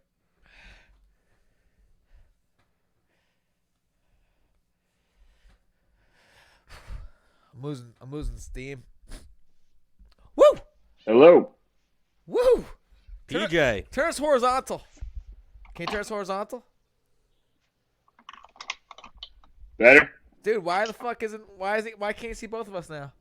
I don't know. I can't see you guys at all. Do you have your phone locked or something? Mm, Because usually when people turn their phone horizontal, they can see both of us. Yeah. Oh, there it is. oh, yeah. There we go. There Why- we go. Maybe you turned it the wrong way horizontal. Is that Nah, weird? Is that... iPhones I trying to had play it. games. I had it locked. That was it. iPhones are always trying to play games. Yep.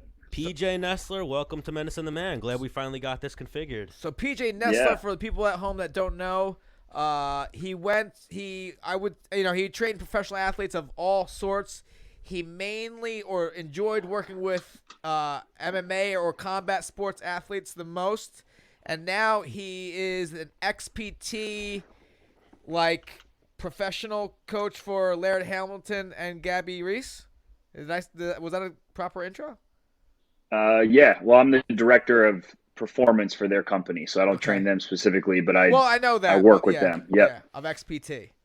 Yes. When I read up about you, I've seen you worked with Major League Baseball players, I think NHL, NFL, like all at the top levels, on top of working with some UFC guys, correct? Yeah, that's correct. I work primarily with MMA, NFL, and NHL, and then I worked with a lot of jiu-jitsu as well. Yeah. Okay. And now what is it mostly? What type of stuff you doing with these guys? Anything that would boost physical performance outside of technical skills. So my job was to get them figure out what they need and then help them get bigger, stronger, faster, more mobile, help with mindset stuff, anything I could do except for teach them the technical skills of the sport. And so I would take a lot of stuff I would do with you and I'd run it back to my personal trainer. And things he said that I think you would agree with is for professional athletes, let's say you were a professional surfer or a professional MMA fighter, the training you would have them do isn't that much more crazy. It's not that much different. In terms of the different sports or in terms of them versus a normal person? Well, no, let's say a routine you would put me through wouldn't be that much different than maybe a pro surfer's, which is a totally different sport. Yeah, you find that about 80% of the things are very similar because athletes need to be able to exert force. They need to be able to move well. They need to be able to manage their body in space. They need to be resilient to injury. So a lot of it is very general. And especially you get athletes of different, even at the highest level, what you tend to find is you assume that the higher levels you continue to work with, that these guys are going to be so much more dialed in that now you'll be able to really specialize. But you find that they've had mixed training backgrounds, especially in a sport like MMA, in particular, or jiu-jitsu, where they didn't come through collegiate athletics and professional athletics where they had real strength and conditioning coaches. So you find that you're spending a lot of time cleaning up all of the issues they've created over their athletic career, and then hopefully getting them to a solid baseline, building up some general capacities, and then you can start to really specialize once you get a little more specific. Right. I mean, but like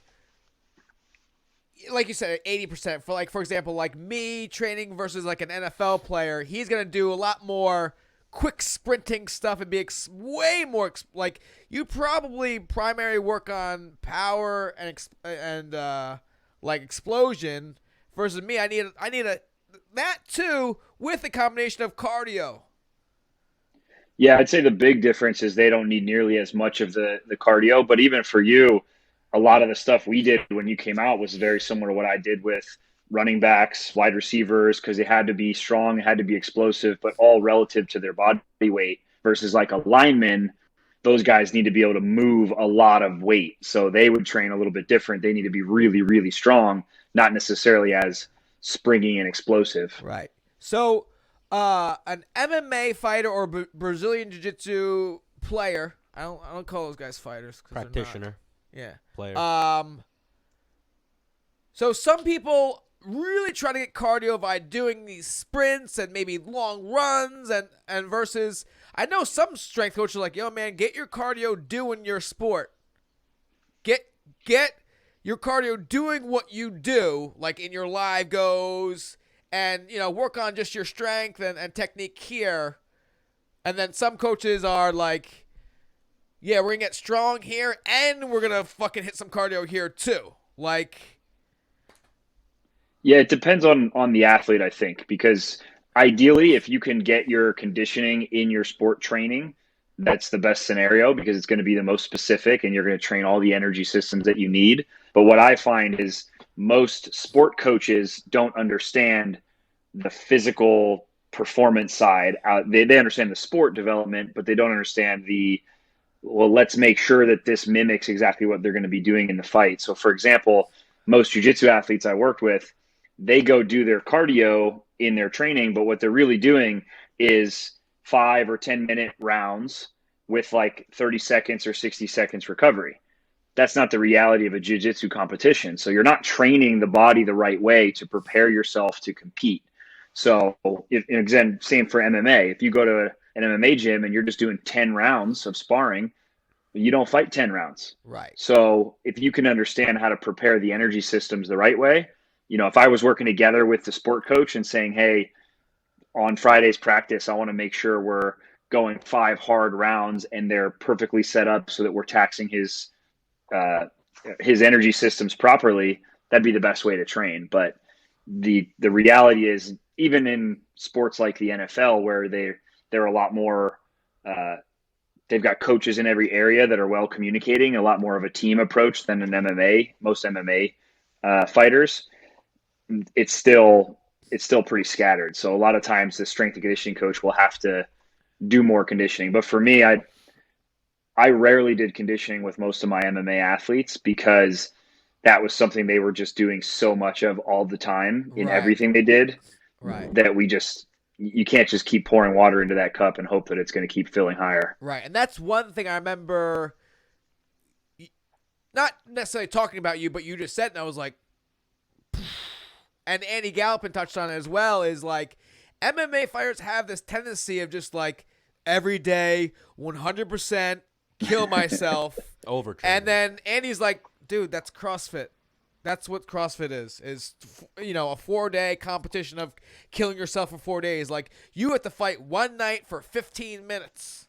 Like, let's make your weekend. And I remember talking to you, and me and you went over a few of my, we had some FaceTimes where, yo, I want your training to be like this. You made a nice YouTube video on how to do it, how fighters should maybe consider doing their weekly training in terms of the thing is, and I know Andy had talked about this too. Andy Gallopin is the head of exercise science at Cal State Fullerton, right? Yeah, he's a professor and a researcher. Yeah, because I know he wrote a book on like using too much technology, but where do you stand on measuring? Because I mean, like, if you ask me, hey, you tired today? The meter might say like you're good to go, but I feel like dog shit. And then there's that reading, or like you'd be like, hey, how hard you go today? I'm like, I think 80%, but maybe it was more towards 95. I don't know, or the other way, 75. I don't know. Well, even we talked about that with Phil DeRue, where sometimes you'll see the reading and the MMA fighters have that mindset of, you know what, don't be a pussy.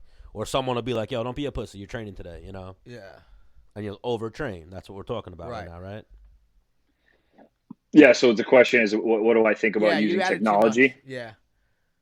Yes. How do you read someone's? I know you had me jump on this pad, and I was like, and you're like, all right, man, you're fucking ready to rock and roll. I was like, all right, cool.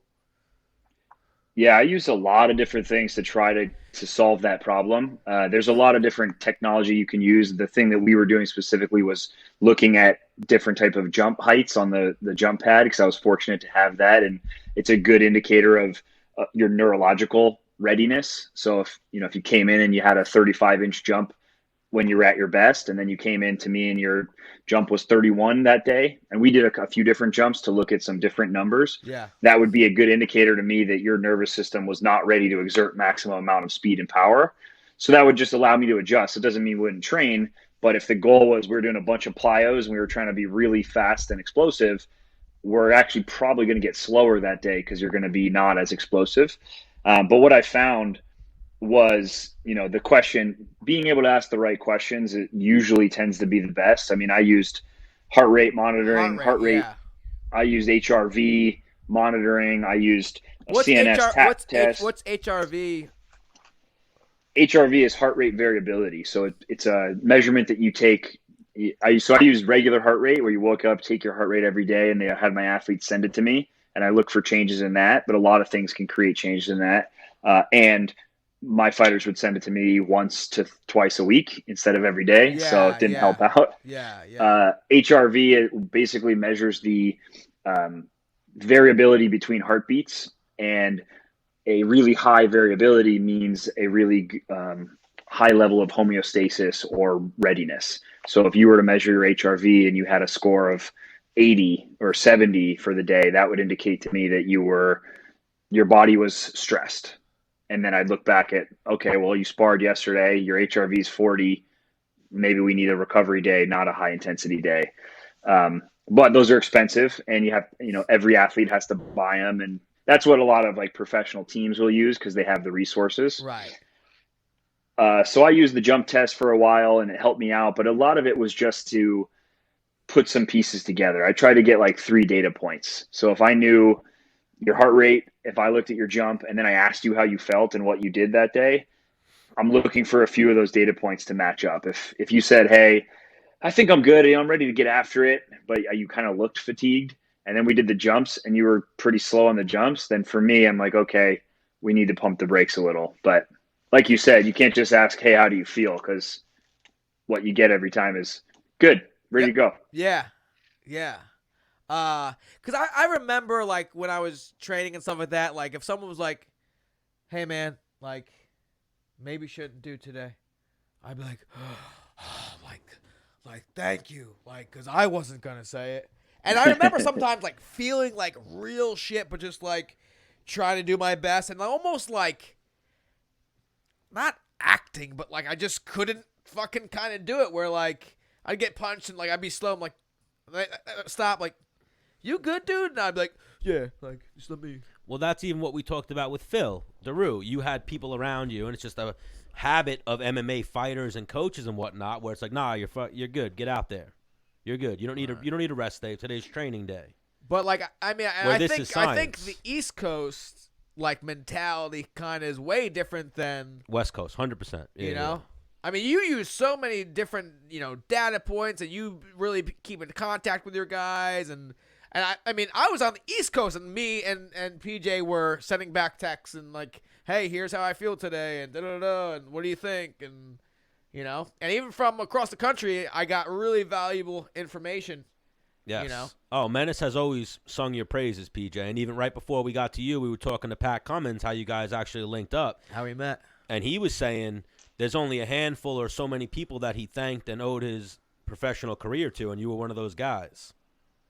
Yeah, Pat's a special athlete. But I think to your point, Dennis, it is a very macho mindset in that sport. So I think one of the things that I tried to value a lot is I would see people who'd say, oh, you shouldn't be training. Oh, you got this injury. You need to take a week off. And like, that's just not going to happen. So what I tried to do is make sure that the athletes understood that I get that it's about being tough, and I'm never going to take that away from you.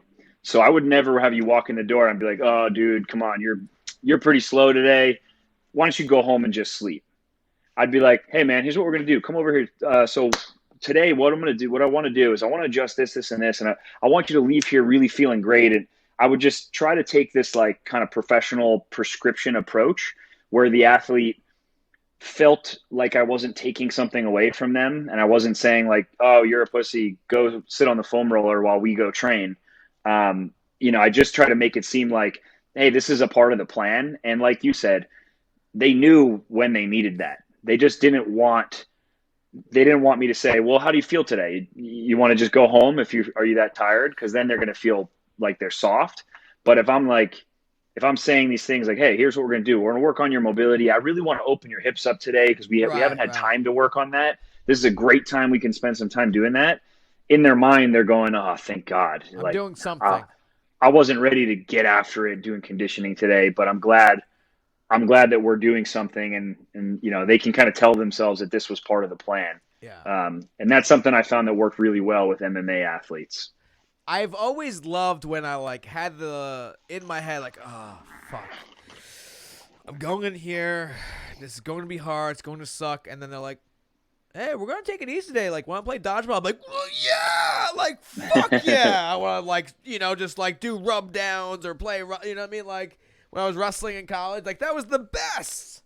But when you don't feel like doing anything, and then you get in there all right, today's gonna be super hard. You're like, it takes you even deeper, because it's gonna be. And hang on, very weird. There's been multiple times where I felt like shit, and then had some of the best practices ever. Yeah. I don't know what that maybe because I was fucking 19. No, probably. No, that happens. I mean, like you said, I've had guys who come in and they're like, I didn't sleep well last night. We ended up sparring this morning. We weren't supposed to. So in my head, I'm like, okay, I got to pump the brakes. We're going to make some changes. But I test out their jumps and they're super explosive. And then I'm like, why don't we get warmed up and we'll see how we feel. And we'll just kind of go through and we'll do this and this. And all of a sudden we start getting warmed up and like, man, I'm feeling strong today. Yeah. Can I go a little heavier on that? So, the mind and the body are not a perfect textbook. And that's why you can't just rely on, well, your HRV says this, so you're not training today, because you're going to have those outliers on both sides of the spectrum. So you got to that's where the art comes into, kind of putting this science into practice. Yeah. The two things that I like digital stuff that I used for my training that I thought were really good is I used a sleep app on my phone, or I had the watch. So I had a sleep app on that just to see how my sleep was. Was I up? Was I moving? How many hours of sleep did I get? And sometimes if I was only got 6 and 7, and 3 hours were shit, all right, let's see. And I would check my resting heart rate, my sleeping heart rate. Yep. If it was higher, because I fucking busted my ass the next day, all right. And then the UFC, the UPI gave me that fucking thing you put on your forehead and your palm, and it tells you your readiness to be able to train. That actually for me was actually kind of spot on, but I know for my buddy it was way off because he has an enlarged heart, and me and him have different muscles. When I go, I explode and I fucking empty it. So I think it was easy for that to detect it, where he's a longer, not as explosive guy, where he could go very hard and fucking tax his lungs, but his muscles maybe he was this, where I was and maybe the calories we burnt were the same, but it would be saying he's ready to go, but he's man, I feel like shit. Yeah. Which could fuck with your brains. Yeah. That thing that's an HRV monitor. What you're talking about, the Omega Wave. Yes, the Omega Wave. It measures some other things too, but it's a HRV. Okay. Is one of the key data points on that. But I was pretty good, and it was weird because sometimes it would say in the morning it would be you're pretty burnt. And I'm all right, let me take it easy, and then maybe I'd hit a hard workout, like a lift or something like that, and then it would be even better at night. I was that's weird. Maybe the workout yourself kind of primed your nervous system. Okay. Sometimes you come in and you do. I mean, we would do sometimes a pretty high intensity, not crazy, but pretty high intensity lift before we did some other stuff. And people think, well, I don't want to do heavy deadlifts before I'm about to go do jumping and sprinting. But the reality is, sometimes it takes your nervous system and everything to get woken up. So you've got to feed it some higher intensity input, and then all of a sudden it's ready to start firing at 100% when it was only at 70% before. Right. And then also I was, in fight camp, so my nutrition was like on point. Could that have any effect on why, like poop in the morning at night? Like, you're good to go if you want to train again.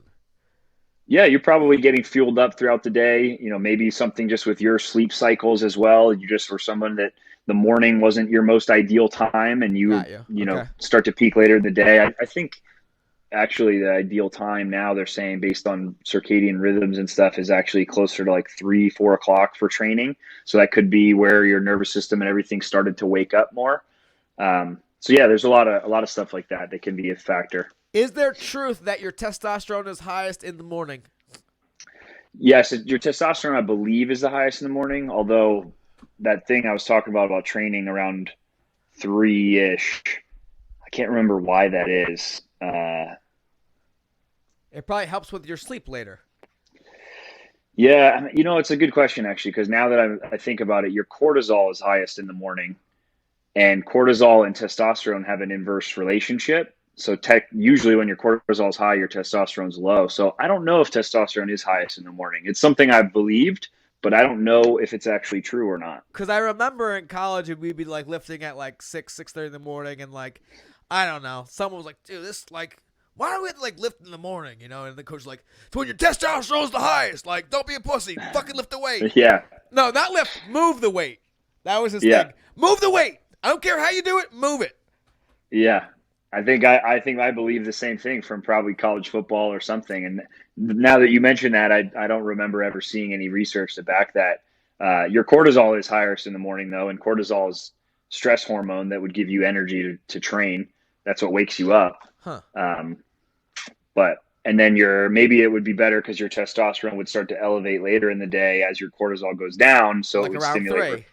Yeah, maybe that would stimulate recovery better, which is the thought process. But the reality is there's no perfect science to the best time of day to train, because people have different cycles. People have different times their body's optimal. There is such a thing as morning people and night people. And you may be a person whose system is most optimal at 7 a.m. and I may be a person who's most optimal at 11. Yeah. Well, here, quick before we lose you, PJ, we know you have another conversation you said you had to get on. Are you working with particular gyms? How do you find fighters? The fighters find you? How does that work out? Well, I'm not working with any fighters right now. I do a little consulting, but I'm not actually training people in the gym anymore. Now that my role's kind of transitioned more into education, you're looking at my my office these days. But when I was working with a lot of athletes, most fighters would find me through fighters I was working with. Dr. Galpin was a good resource for me. I know a lot of fighters would reach out to him looking for training, and he's a scientist, so he wouldn't do the training himself. He would help them find people. So he would refer a lot of guys to me. That's how I got connected with Pat and Kylan, and then ended up getting connected with Dennis and a handful of other athletes. And then from there, it was athletes kind of talking to each other. How long have you been in this new role that you're in? I've been working since 2017. I've been working with XPT, and then now I work with the parent company of XPT. So I'm actually working with a handful of other pretty exciting brands. Some of them with fighters that I can't mention yet, but some pretty exciting stuff. But most of my work with the individuals who are training to compete is more consulting. I have a few fighters that I talk to here and there and help them plan their training camps. I've got some guys who come over to my house and do recovery sessions like saunas and ice baths and breath work. And we work on mindset stuff, because that's a lot of what I've been digging into with XPT. We've been working on mindset and understanding that from elite athletes as well as elite special forces operators. So I've been taking a lot of those lessons I've been learning and distilling them and trying to teach them to some of the athletes I consult with. Because, I mean, that's the last thing I was going to get into. I mean, it's not signed. There's no way to measure it, but, like, I remember meeting with you, and we started going over breathing. Like, after your workout, like, shutting the nervous system down, breathing in the morning, breathing at night, like, fucking exercising your lungs without actually having to tax them. Yeah. And that's a lot of what I do, is researching that. And There's there actually is a lot of ways to quantify it and test it. We've got a lot of ways to look at it, and just another variable to play with from a physical performance standpoint, but also from a mental performance. I actually travel around and teach a lot of stuff, breathing techniques, but a lot of it is together with mindset techniques. And I did stress.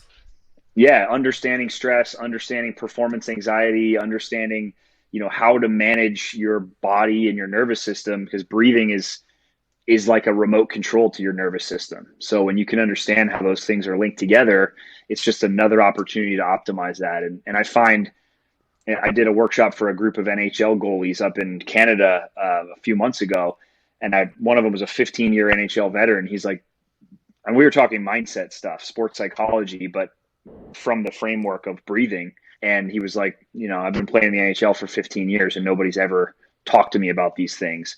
And so there's some really good opportunities there that I think a lot of athletes can explore. Yeah, I couldn't agree more, because it's helped me so much.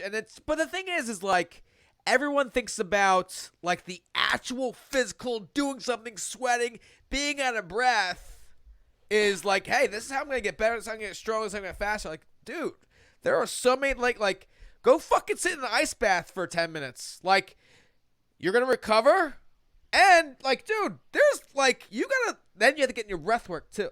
Like, you can sit there and struggle and like, you're going to get some recovery out of that. But like, you get some mental process where like, I'm good here. This is uncomfortable, but like, I'm fine. And you can breathe in to that area and relax. I remember I went out to Montauk. XPT did a what would you call it? A seminar? So like a retreat. A retreat out in Montauk, and I went out both days, and Laird Hamilton ran me through this breathing exercise. Not just me, the group of people. And it was like, inhale, exhales, holds. And I remember one time I was holding my breath and I was like doing the like but I'm like, yo, I'm a professional athlete. There's average Joes in here who are probably holding their breath. And I was like, I just stuck with it. And then next thing you know, I was exhaling all my air out and holding my breath for like 2 minutes. And I got this like fucking crazy, like almost high, where I was like, dude, this is unreal. And I meant to fucking, because I recorded like a little bit of it and I shared it off. I wish I recorded the whole thing so I had his cadences of it. Because it wasn't like, I have some apps where you do breathing and stuff like that, but like this one was, I don't know what happened. Well, dude, do you have the XPT app? I don't. We have exactly what you're looking for. I've got a whole bunch of pre-recorded breathing things of me, Laird, Gabby, that just walk you through exactly like what you went through there. But we also have them for specific purposes, like pre-workout, post-workout, all that kind of stuff. So that was the goal, because a lot of people would say, hey, I wish I had you to just guide me through this for 10 minutes. And I was like, okay, well, let's do that. I got to get it. You got to get that. But the breathing stuff's super cool, because you can, when you feel how intense those sensations are and you feel how powerful you can change your physiology with just the breath, then I think it opens up the thought process of like, well, what else can I do if it's this powerful? And the thing I always highlight for people is, if it's that powerful to create these sensations, what do you think's happening when you're not paying attention to it and things are going wrong? Because you're doing it all the time anyway, and it's creating negative effects. You're just not aware of them. So you can't change them if you haven't become aware of them. So it's a really powerful thing. So this is, if I can get anything out of this right now, because like I get it, but the thing is like, yeah, breathing's easy, but we start holding your breath and adding a little like, stress, and like it definitely takes energy to like, all right, relax, stop, like let your shoulders down, relax, take the time, right? But sometimes you're pissed, you're like, I don't fucking. And like when I talk to people, like take a deep breath. I see you're jacked up. Take a deep breath from me, or like maybe a girlfriend or my mom or what. Like dude, it's not the end of the world. Like, do me a favor. Take fucking 8 breaths, 8 seconds in, 8 seconds out, and let me know how you feel. But like people are like, no, I'm not gonna do it. I'm like, you don't like how do I make him like? I promise you you will feel better. How do I fucking tell them that without, like, how else can I say that? I think people have to learn it outside of the moment of stress. Because if the thing is creating the stress for them, it's like if you came to me and said, I've got huge performance anxiety before I fight. And I was like, okay, here's what we're going to do. Next time, right before you fight, we're going to try this thing. And you're like, before you fight, you're already freaking out. So we need to practice it. You got to come to me and we got to practice. We got to implement, and you got to feel some of it. And it might be, I always start super small. So I give people really simple things they can do. And then when they start doing those in these like low moments of stress, all of a sudden they start to realize, and that's where like something like the ice bath comes into play, is you put people in there and then you teach them the breathing that calms them down. And then you go, hey, guess what? We just created a moment of stress and anxiety where you were tense. You couldn't breathe. You were losing control of your thoughts. And then we use the breath to get control of your thoughts and to calm your body down. So let's take that tool and let's apply that to other times when you lose control of your thoughts and your body. And we start to practice those techniques. So you kind of, but it's all about meeting people where they're at first and giving them these little tools and allowing them to feel it. But that's why people know it intuitively. That's why everywhere you see, if someone's stressed out, the first thing they say is take a deep breath, because it is that reset point that allows you to switch over from your emotional brain into your rational brain. There's so much magic that can happen when you do it properly. But we excuse it. I mean, it's like everybody knows they should be meditating, but how many people actually do? Right. Yeah. We want to do the thing that's really hard. But you mentioned something I think it's really important for any MMA athletes or combat athletes that are listening, which was we want to do the thing that's hard. We want to push really hard. We want to train hard all the time. But what I used to do all the time is I would draw out for my athletes what their day looked like, what time they wake up, what time they train, what time they do this. And I would map that out. And I'd go, okay, well, so you look at this. In total, you're training a lot on Monday, but your total training hours is 6 hours. There's 24 hours in a day. You're training for 6 of them. That's a lot. Do you really? Oh, yeah, that's a shit ton of hours. But I'm just saying at the high end, like most guys probably training more for 4. But, let's say they have 2 practices that are 90 minutes to 2 hours. Let's say it's 4 hours. That's still a lot for me. If you're doing that for X number of hours a week, I would always try to highlight, what are you doing outside of that? Do you think Tom Brady just shows up, goes to practice for 2 hours, and then he's like, all right, cool, I'm the best quarterback in the world? I think he sold his. I think he might. I think he sold his soul to the devil. So well, at this point, yeah. But before, people like that, they're up in the morning, they're doing their mobility, they're taking care of their nutrition, they're watching game film and learning strategy. They're treating it like a job. There's no job in the world. There's no really good job where you just show up for 10 hours and get paid a ton of money and you're one of the best in the world at it. So I would try to help athletes understand that you have to take a more professional approach. It's not just show up to practice and train really hard. Every fucking guy in the gym does that, and they're not all UFC world champions. So if you want to be able to get to this level, you need to take a more professional approach to what you do inside and outside of the gym. And that's where opportunities like meditating or breathing or ice baths or mobility work or watching, fight tape and learning from watching fights a lot. Those are all opportunities to take a more professional approach and improve your skill set, because there's only so many hours you can go 100%. Right. That's one thing when I look back at my career and how I did things, I was like, I looked at it so professional, is I'm a very like, let's do this right now. Let's like off the jump, like, okay, let's just do this, And sometimes I like doing that, but like my training camp was so, I would draw it out, and it wasn't like you're like, yo man, here's what you're gonna do, or like I designed my every week myself to the best that I thought for myself, and not everyone agreed with it, which sometimes would be like, maybe I'm doing this wrong, but like it was wake up, breathe. Breakfast was almost like a workout in my head of like, yeah, this isn't what you want to eat, but you want to win, so you're going to eat this. Then it was train. All right, train hard. Hey, after train, get some kind of recovery. That was like, I try to put that in there. All right, you got to get a second session in. Bang. All right, we got to, make sure you get your lunch. Sorry, I skipped lunch. That was another like workout where, after 2 hours, I'm like, man, hungry, but I'm not supposed to eat for another hour. That's what I have written here. You know? Yeah. Eat. And then, all right, second workout. All right, let's get home. Let's try and maybe lose a little bit of weight. Dinner. Let's try and get an ice, you know? Hey, I got to call my sports psychologist. Like, I don't really feel like talking to him right now because, like, it just... But after I did after an ice bath, like the thought of an ice bath, I'm like, fuck me, like anything. Can somebody figure it? Like, can you give me a reason not to do it? And if you gave me anything, like, yep, I would run with that, you know. But I'd do the ice bath. I'd feel better afterwards. And then like the next thing, like, all right, fuck, I have to cook dinner. Fuck, I gotta grill it. It's not gonna be delicious. Yeah. So sometimes when I think about a fight camp, it was like, fuck. Because I remember when I first started dieting, it was fun.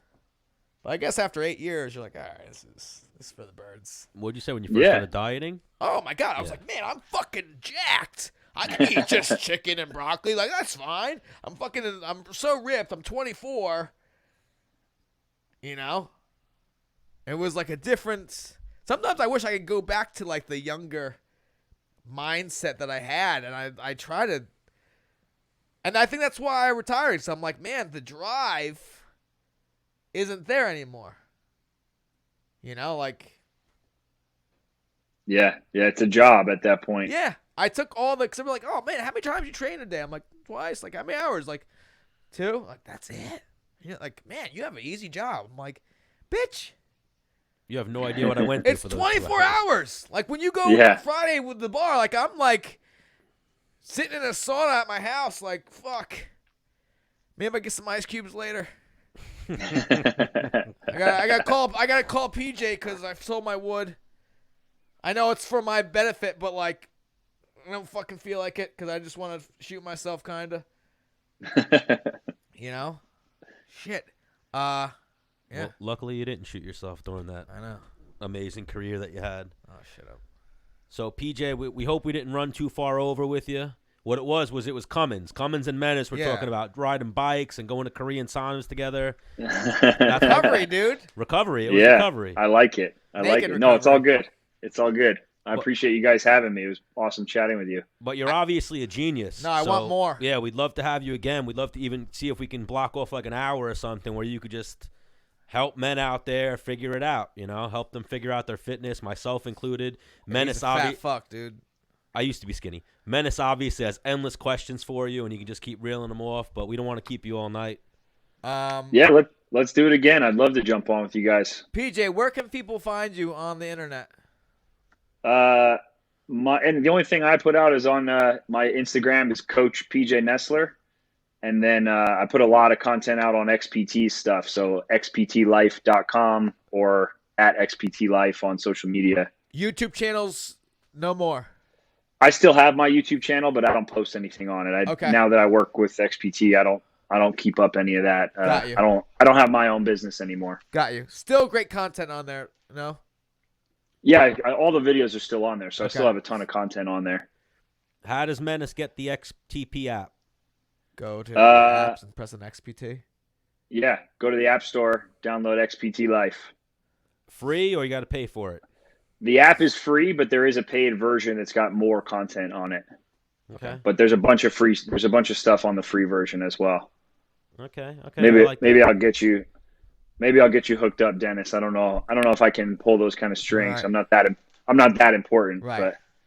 But I'll see if I can short. You sound like you know what you're talking about, so I'm sure there's a lot of people out there that think you're the guy. Yeah, I'm sure I can get you hooked up if you want to try out some of the breathing. You just got to let me know which ones you do and which ones you like, so we can keep making more of those. Okay. Awesome. Thank you so much, PJ, for the time. We appreciate you coming on the show. Everybody, be sure to go check him out. PJ Nestler, whoop, whoop. XTP. What is it called? XTP Fitness, XTP. XPT. Yeah, XPT Life is what it's called. XPT Life. Yep. PJ Nestler, thank you again for the time. Thanks, guys. See you. Peace, Talk bro. to you soon.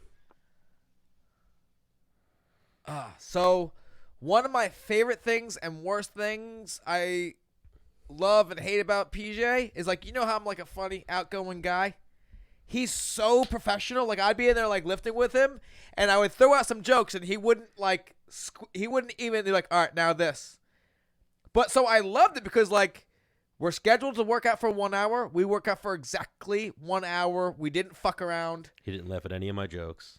Yeah, but at the same time, I'm like, dude, you're fucking so cool. Like, let's not be so professional. Let's, like, fuck around. Let's, like. Good and bad. That's what I'm saying. Yeah. I would say more good out of that. He's like a damn robot. And, like, I'm like, man, I respect that about you. I can't break you. But I can't break your character. When you have him outside of the gym, he's very personable, he seems. He was still a damn robot right there. He was? Yeah. What do you mean? He didn't laugh to shit. Well, the sauna. Nah, but that's, he was on here to throw out some information. So Right. But but that's how he is. Octagon jitters, if you will. Menace and the Man jitters there. He's first time on the show. You need to feel what we're about. No whatnot. Chance. That's the him? man. Yeah. Right. And hang on. But I love that about him. He's a straight shooter. That's what I don't even know if he has feelings. I don't even think anything's funny. That's what I like about you. You're a straight shooter. He's probably not. He probably doesn't get sad.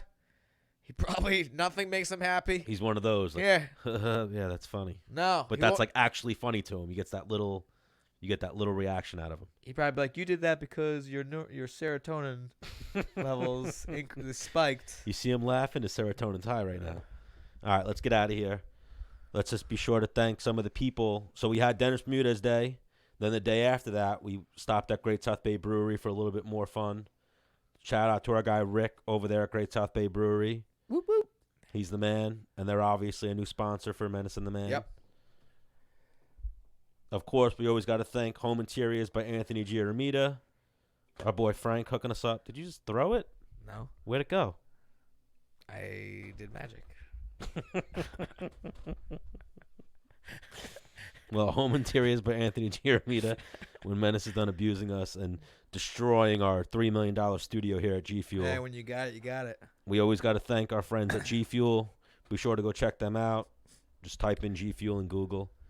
I always think that's why I got away from asking guests, where do they find you? Because that one time with Chris Algieri was like, just fucking Google me. Well, yeah. Yeah.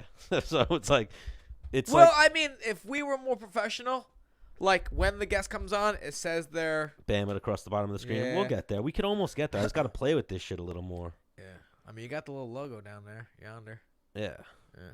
Or we got to just do. We should, if we can, move to Monday nights. Maybe we can get the Quattro to be our guy. Ooh. Now that you aren't teaching anymore Monday nights. But Great South Bay Brewery, Home Interiors by Anthony Giaramita. We got to thank our guy Sean from LB Fabrications. Our guy Chris from Dash and Dan's. I'm still looking to meet him. He said he'd come on as a sponsor through Sean from LB Fabrications. Hopefully I'll link up with him soon. We always got to thank the law offices of Michael Postiglione. And our guys at Terp House. We still got to get Menace. Are you still on probation? Can you try any CBD yet or no? No. Oh, well, one day we'll get you to try some Terp House. Or I've tried it, and I liked it in the past. I just now the job I have, if there's any random signs tests. of they're random tests, but if you have any fucking even a fucking smidget of THC drugs, in it. yeah, I don't. Well, I think they test it, so there is no THC in it. But there's always that risk factor. I get you. 100%. So, again, our guys at G Fuel, thank you for the studio. Thank you for always helping us out.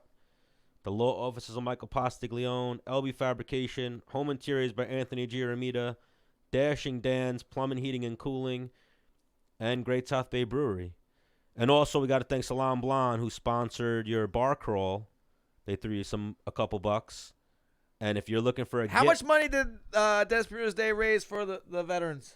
A couple hundred. We won't put the exact figure out there. I'm still waiting for Eventbrite to put the money in my account, and then we got to hit up Rich. Okay. And then go. They're going to do a little photo op with us. Yep. And Salon Blonde helped out with the bar crawl as well. And if you guys are trying to get your girl a gift for Valentine's Day, be sure to go find Salon Blonde. And then, when are we gonna have Menace the Man condoms out? Use a Menace the Man condom on her on Valentine's Day. They are out. Why, I should put some of them up online for sale? Or we should just send them to people? Oh, we should put them up on for sale. All I right. mean, we could send them to guests, but like what? Like random people? Like, hey, just mail it to people. No, I'm still waiting for the screen printer to get back to me. We're gonna get the hats and shirts made, but the guy's fucking backed up, taking forever. Top hats. I wanted to get Scully's, hats, shirts, and sweatshirts, but by the time he gets back to me, it's gonna be fucking spring. Dude, what if we got Menace the Man top hats? Top hats. Top hats? Ooh. Yeah. Oh, I didn't know what. I didn't even hear what you said that. Yeah, but top now hats. That would be really cool. with a tuxedo though. Menace the Man tuxedos, like on the back, it's a big fucking. Well, we're working. We'll probably put some things in motion and maybe do an event in March, if not April. Hopefully March. Okay. We were talking to the Melrose Ballroom, Okay.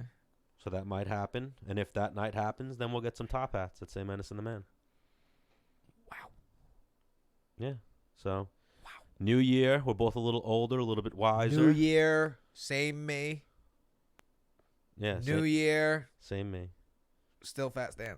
Still, I can't get skinny in 7 days. It's only been 7 days into the Well, year. you could be like, New Year, gonna lose weight.